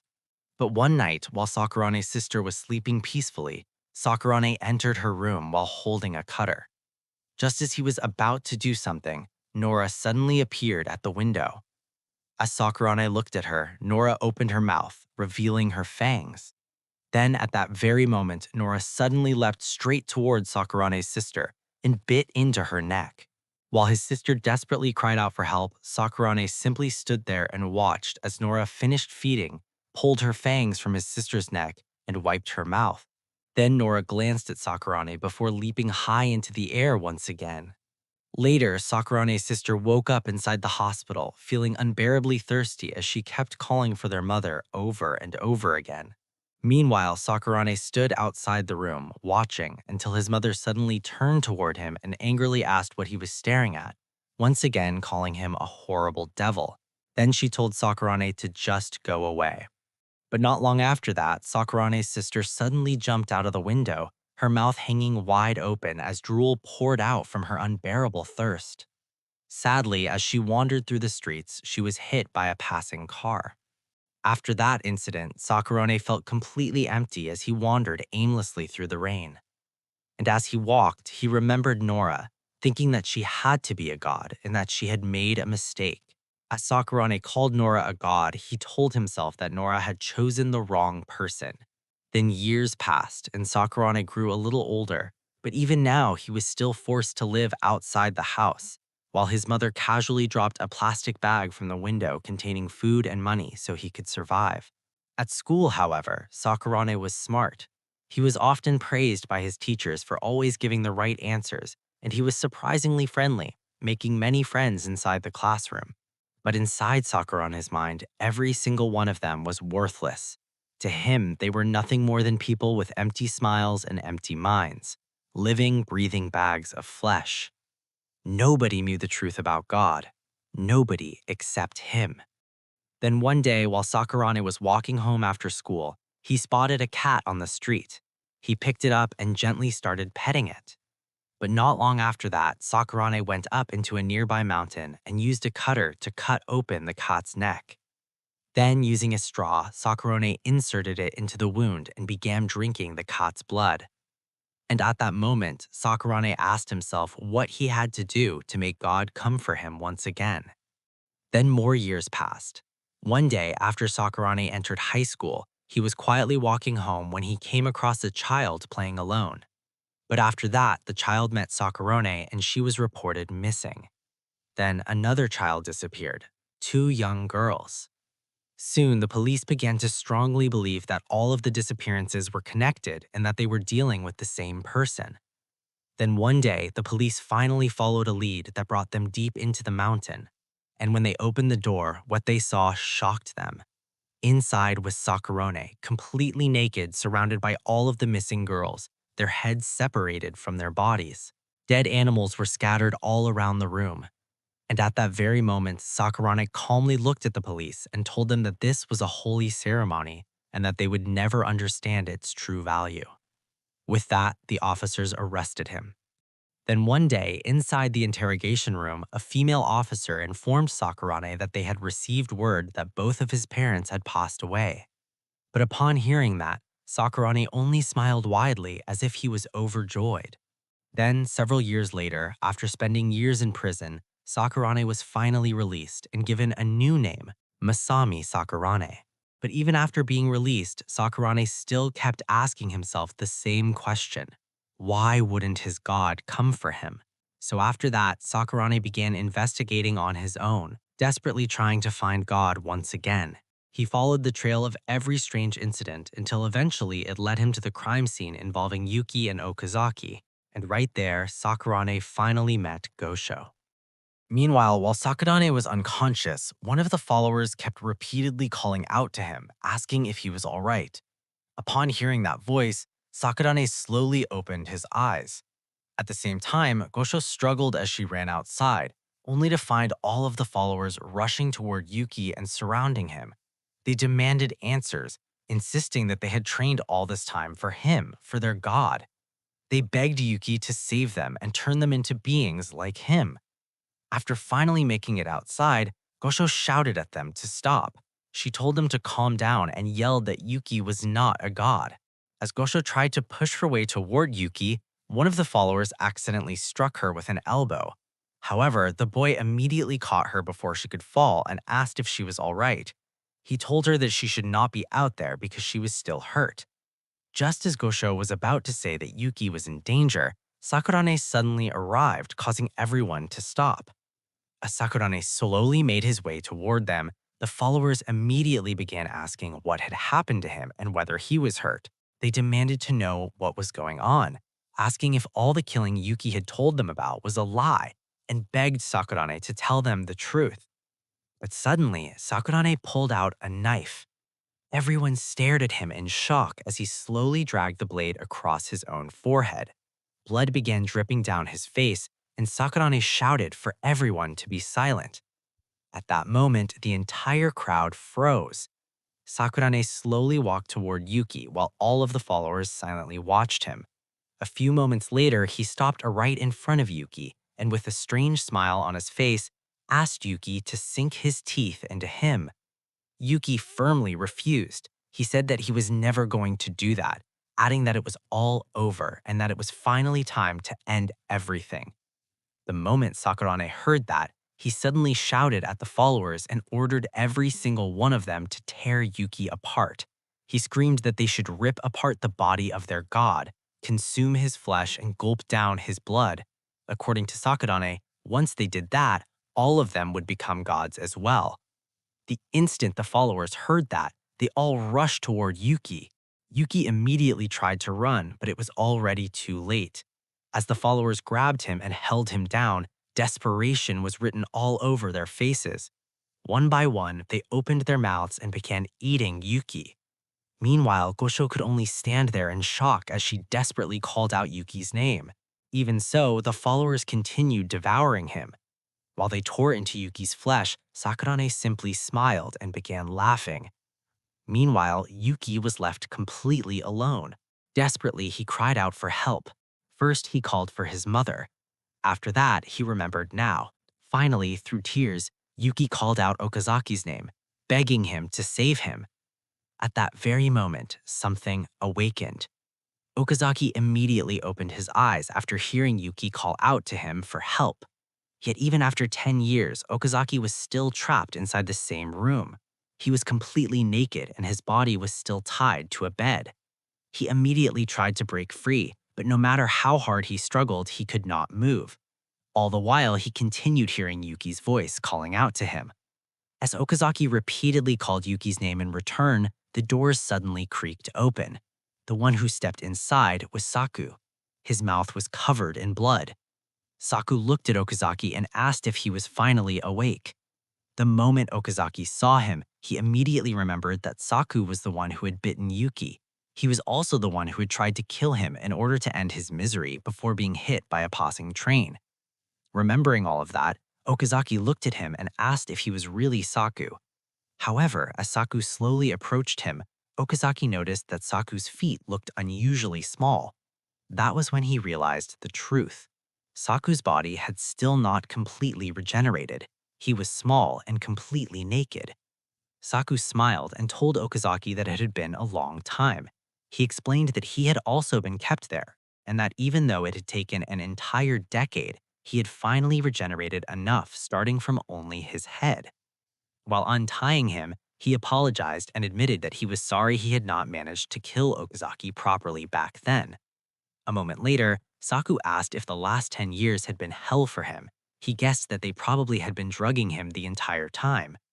Hearing that, Okazaki was shocked to realize that it had been really 10 years.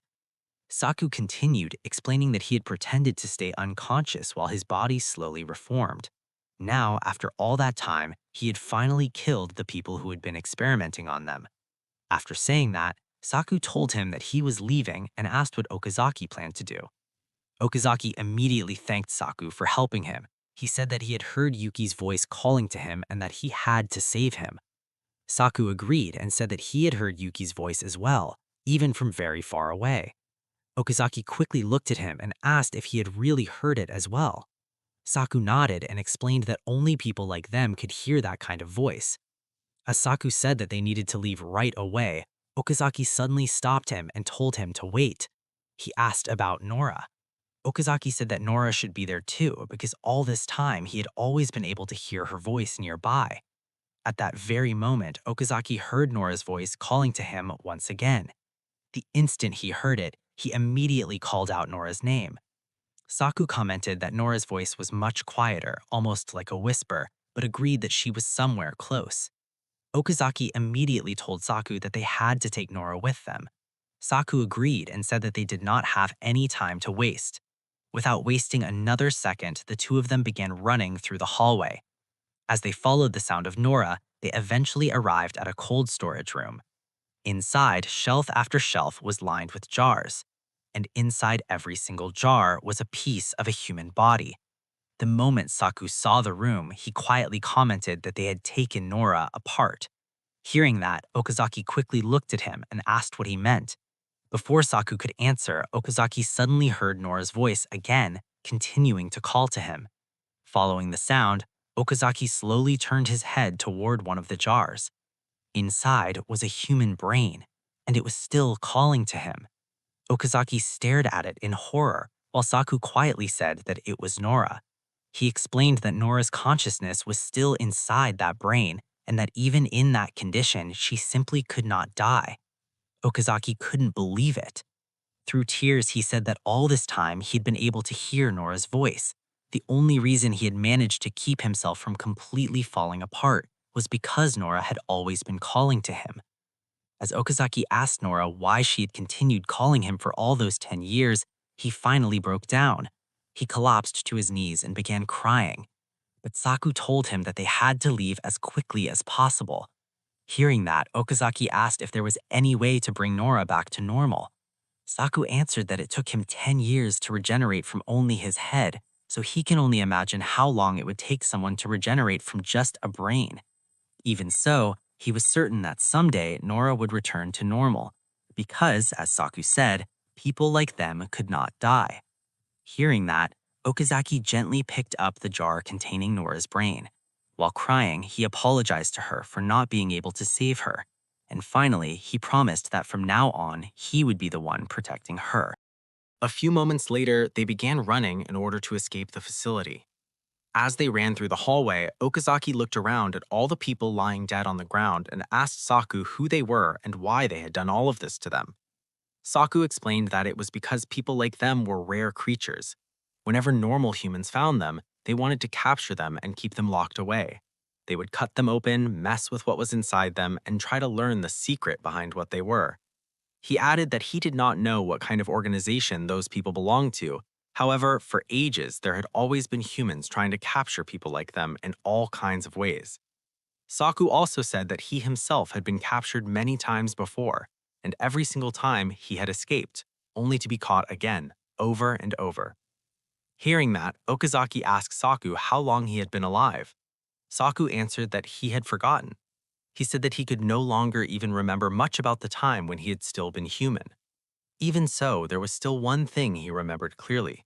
When he was a child, he had lived in a small village by the sea, and it had been beautiful. Whenever he went to the beach at night, he could see countless stars glittering in the sky above him, and to him it had been the most beautiful thing in the world. Saku quietly added that whenever he talked with Okazaki, he could not help remembering what his life as a human had once been like, along with the feelings he had back then. He guessed that Nora probably felt the same way too. After running for a long time, the two of them finally saw the end of the tunnel. They continued running straight ahead, and at last they made it outside. The moment they stepped out, Okazaki looked up at the night sky. While holding Nora's jar up into the air, he happily declared that they were finally free. Saku quietly smiled as he watched him. But suddenly, a gunshot rang out. A bullet tore straight through Saku's chest. Okazaki quickly turned around to look at him. However, instead of asking for help, Saku told him to run. But rather than leaving him behind, Okazaki immediately rushed toward Saku and caught him in his arms just as another bullet flew toward them. At that moment, Okazaki leaped high into the air and escaped into the forest. He continued running through the trees, leaping from branch to branch as fast as he could. After running for a while, Okazaki finally stopped for a moment to catch his breath. But as he looked up, he noticed a helicopter patrolling the sky above them, searching for them. At the same time, Saku began breathing heavily as the pain spread through his chest. Meanwhile, Okazaki could hear the people chasing after them getting closer. Hearing that, Saku told Okazaki that he had to run away with Mora. He said that he could not keep going, and that with his damaged body and his gunshot wound, there was no way he could escape. Instead, Saku suggested that he would distract them so that Okazaki could escape with Nora. But Okazaki immediately refused. He said that Saku had finally gotten them out of there and that all of them could still escape together. Saku simply smiled and replied that it was only a little pain. After that, he reminded Okazaki that there was still someone who was waiting for him, someone who was calling out to him. With a smile on his face, Saku told Okazaki that he was truly glad that they had met. For the first time in a very long while, being with Okazaki had made him feel human again. At that moment, Saku pushed himself out of Okazaki's arms and let himself fall to the ground below. As soon as he landed, the people chasing them finally saw sight of him and immediately began firing at him. Okazaki desperately called out Saku's name. But at that same moment, Nora called out to Okazaki and stopped him from going after Saku. Hearing Nora's voice, Okazaki tightly shut his eyes, and with tears in his eyes, he turned around and started running away, leaving Saku behind. Meanwhile, Saku lay there covered in blood as a group of armed men surrounded him and pointed their guns at him. As Okazaki continued running, he swore to himself that someday he would come back and save Saku. Hours later, after running for what felt like forever, Okazaki finally stopped for a moment to catch his breath. He was breathing heavily, yet even now he could still hear Yuki's voice calling out to him again and again. At that moment, the sun was beginning to rise. With no other choice, Okazaki hurried to find somewhere to hide. Before long, he found an abandoned house. Without wasting another second, he rushed inside and immediately lay down so he could finally rest. But as he lay there, he suddenly remembered his mother's warm smile. As he quietly called out for his mother and his brother, he began wondering how they were doing. At the same time, he also remembered Nao and Yuki. But more than anyone else, he remembered Gosho. The moment he thought of Gosho, Okazaki broke down in tears and quietly called out her name. Hours passed, and by the time Okazaki opened his eyes again, it was already night. Without wasting any more time, he began running once more, leaping from tree to tree until he finally escaped the forest and reached a highway. Not long after, Okazaki jumped on the back of a passing truck and continued following Yuki's voice. Meanwhile, Gosho had fallen to her knees, completely helpless. As she sat there, she kept remembering what had happened earlier. She remembered the followers surrounding Yuki and happily tearing into his flesh. She remembered Sakurane loudly telling them to leave Yuki's brain for him to consume. And she remembered how, while she stood there completely helpless, the boy grabbed her hand and told her to run. The two of them immediately began running away. However, Sakurane quickly noticed them. He pointed toward them and loudly announced that Gosho was trying to escape. At once, he ordered all of the followers to go after her. The followers immediately came running toward them with huge smiles on their faces, their mouths still covered with blood and flesh. The moment Gosho remembered all of that, she began crying and apologized to Yuki. But suddenly, the door to the room where Gosho was hiding swang wide open. Standing there were the followers. They were smiling, and their mouths were still covered with Yuki's blood and flesh. With wide smiles on their faces, they rushed toward Gosho and grabbed her. They happily lifted her high into the air and carried her away while celebrating. Not long after, they arrived in front of the church. The moment Gosho saw what was happening there, her eyes widened in horror. The followers were happily dancing. Some of them were already lying dead on the ground. Others were casually hurting people around them as though it didn't matter, because they believed everyone would simply come back to life. And sitting in the middle of all of it was Sakurane. One of the followers happily declared that all of them were gods now, and being a god felt wonderful. Nearby, a young child asked Sakurane how long it would take for his mother to come back to life. With a smile on his face, Sakurane answered that his mother would return soon, because now they were gods, after all. A few moments later, the other followers informed Sakurane that they had brought Gosho back. The moment Sakurane heard that, a smile spread across his face. He called out to Gosho's name and told her to come over to him. Not long after, the followers dragged Gosho in front of Sakurane and forced her down onto her knees. All around them, bodies were lying across the ground. Meanwhile, Sakurane sat there calmly, looking down at Gosho while holding a straw in his hand. With a smile on his face, Sakurane apologized to her. He slowly moved closer and explained that he felt sorry for all the horrible things he had done to her. He said that it must have hurt a lot. But with a strange smile still on his face, Sakurane told Gosho that now he had finally become a god. He proudly declared that he had eaten every last piece of Yuki's brain. Right after that, Sakurane ordered the followers to hold Gosho down. The followers immediately rushed forward and forced Gosho onto the ground. They grabbed her arms and legs so tightly that she could not move.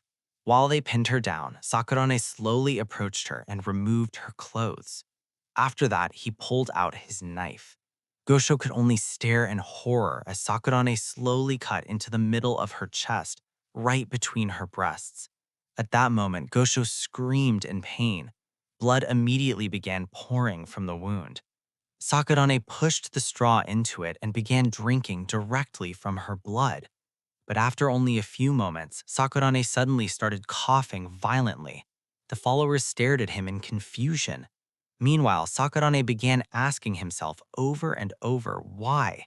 He kept muttering that he was supposed to be a god now. He had finally become a god. But as tears filled his eyes, he asked himself why the blood still tasted exactly the same. At that moment, Sakurane suddenly grabbed the knife lying beside him. Crying, he raised it over Gosho.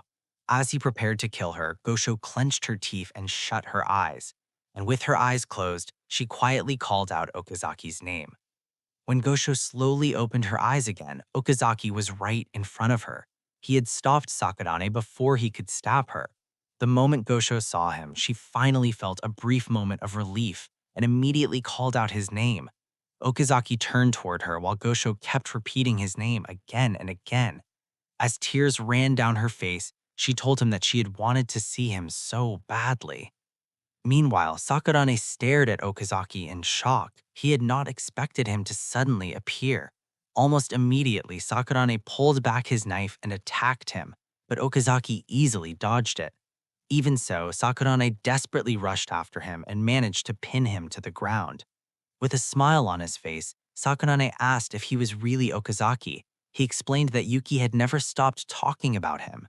But as Okazaki looked at Sakurane, he could hear Yuki's voice from somewhere inside him, desperately calling out to him again and again. Hearing that, Okazaki looked confused and asked Sakurane who he was and where Yuki was. Sakurane smiled and answered that he had eaten Yuki, all of him.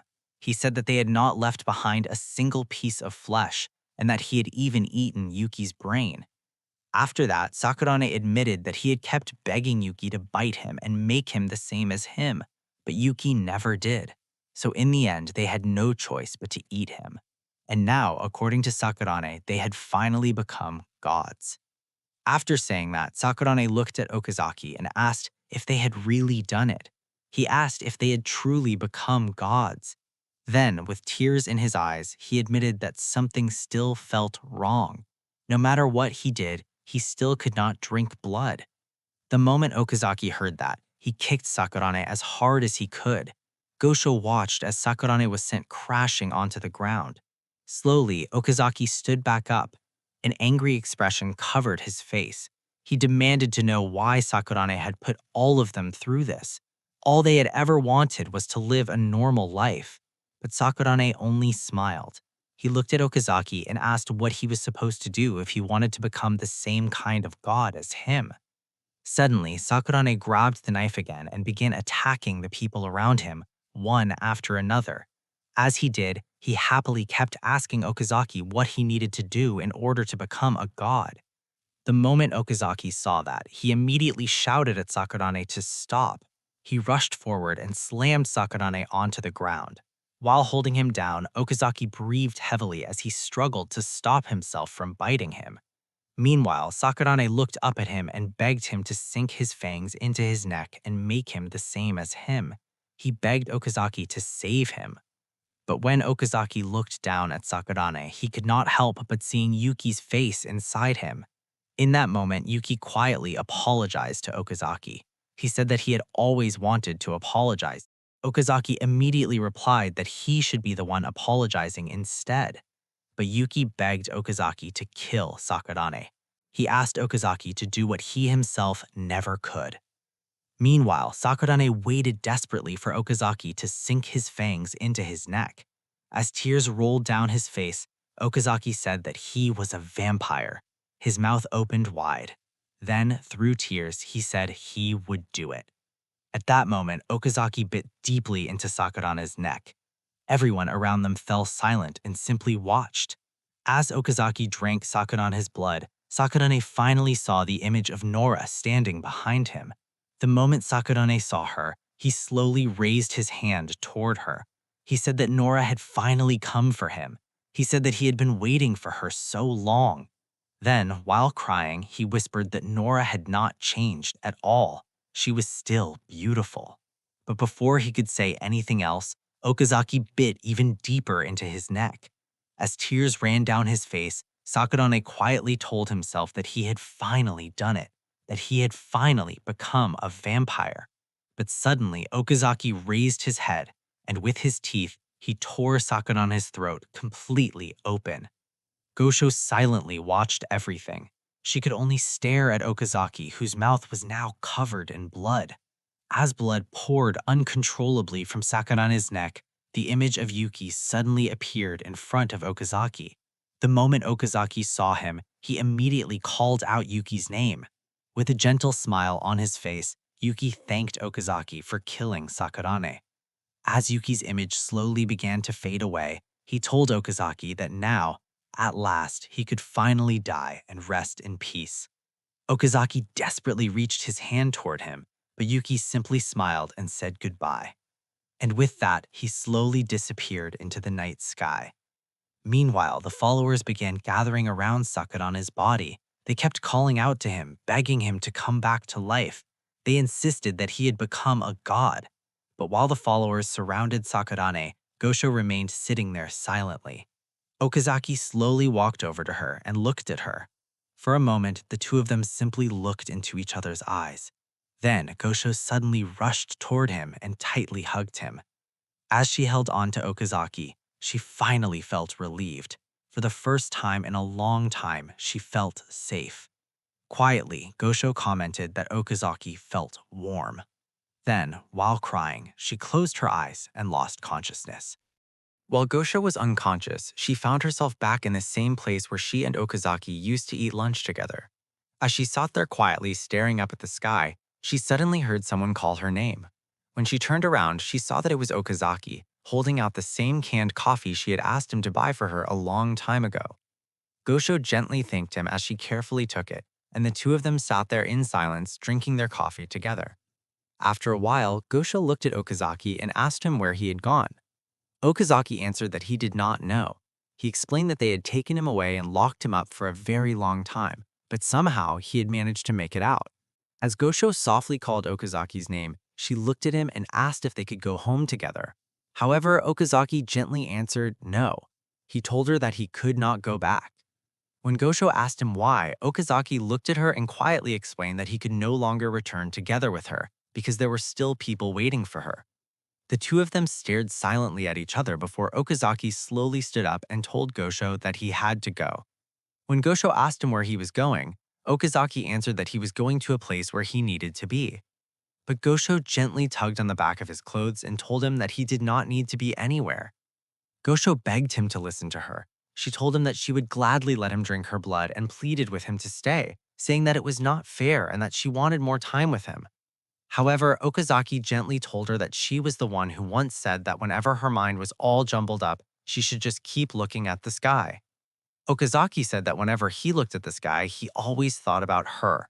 He also told Gosho that she should think about him too. As Okazaki began to leave, he turned and looked at Gosho one last time. With a smile, he quietly said goodbye. And with that, Okazaki leaped high into the air, leaving Gosho behind as she cried out his name.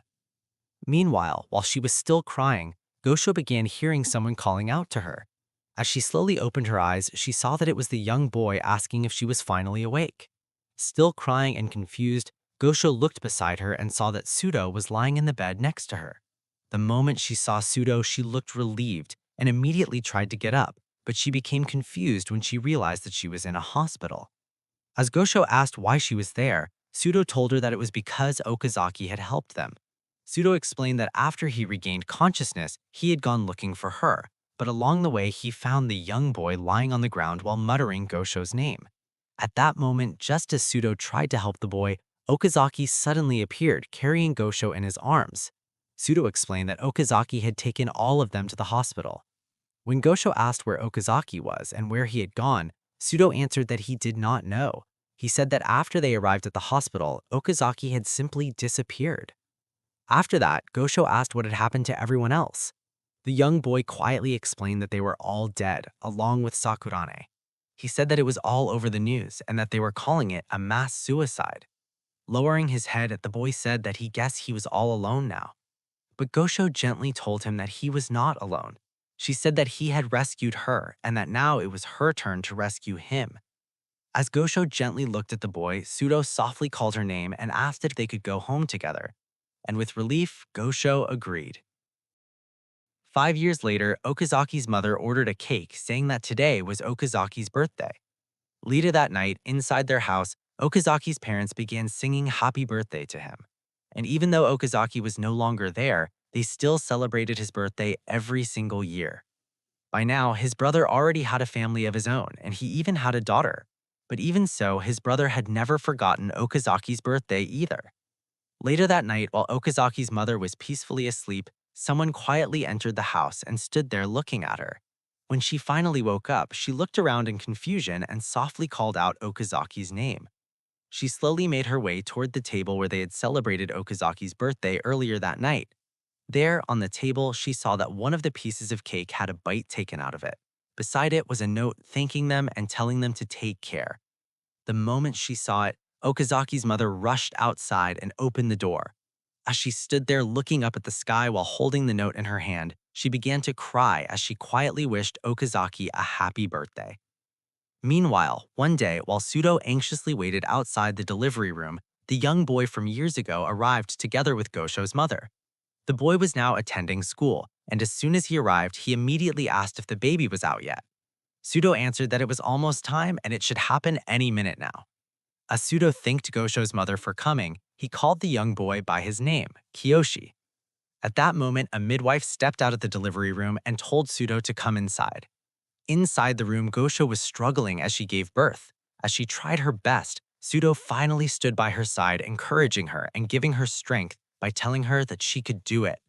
After trying with all her strength, their child was finally born, safe and healthy. Later, while Gosho gently held her baby in her arms, Kiyoshi smiled and commented that he was so tiny. He asked if he could touch him, adding that the baby had such chubby cheeks. With a smile, Shuzo looked at Gosho and told her that she had done an amazing job and that he was proud of all the effort she had given. And hearing that, Gosho happily thanked Shuzo. Meanwhile, late at night, Okazaki patiently waited on top of an electric pole, watching for someone to pass by. As he quietly waited, he eventually spotted a student walking home alone. The student was too busy looking at his phone to notice anything, and the moment he walked underneath, Okazaki suddenly leaped straight at him.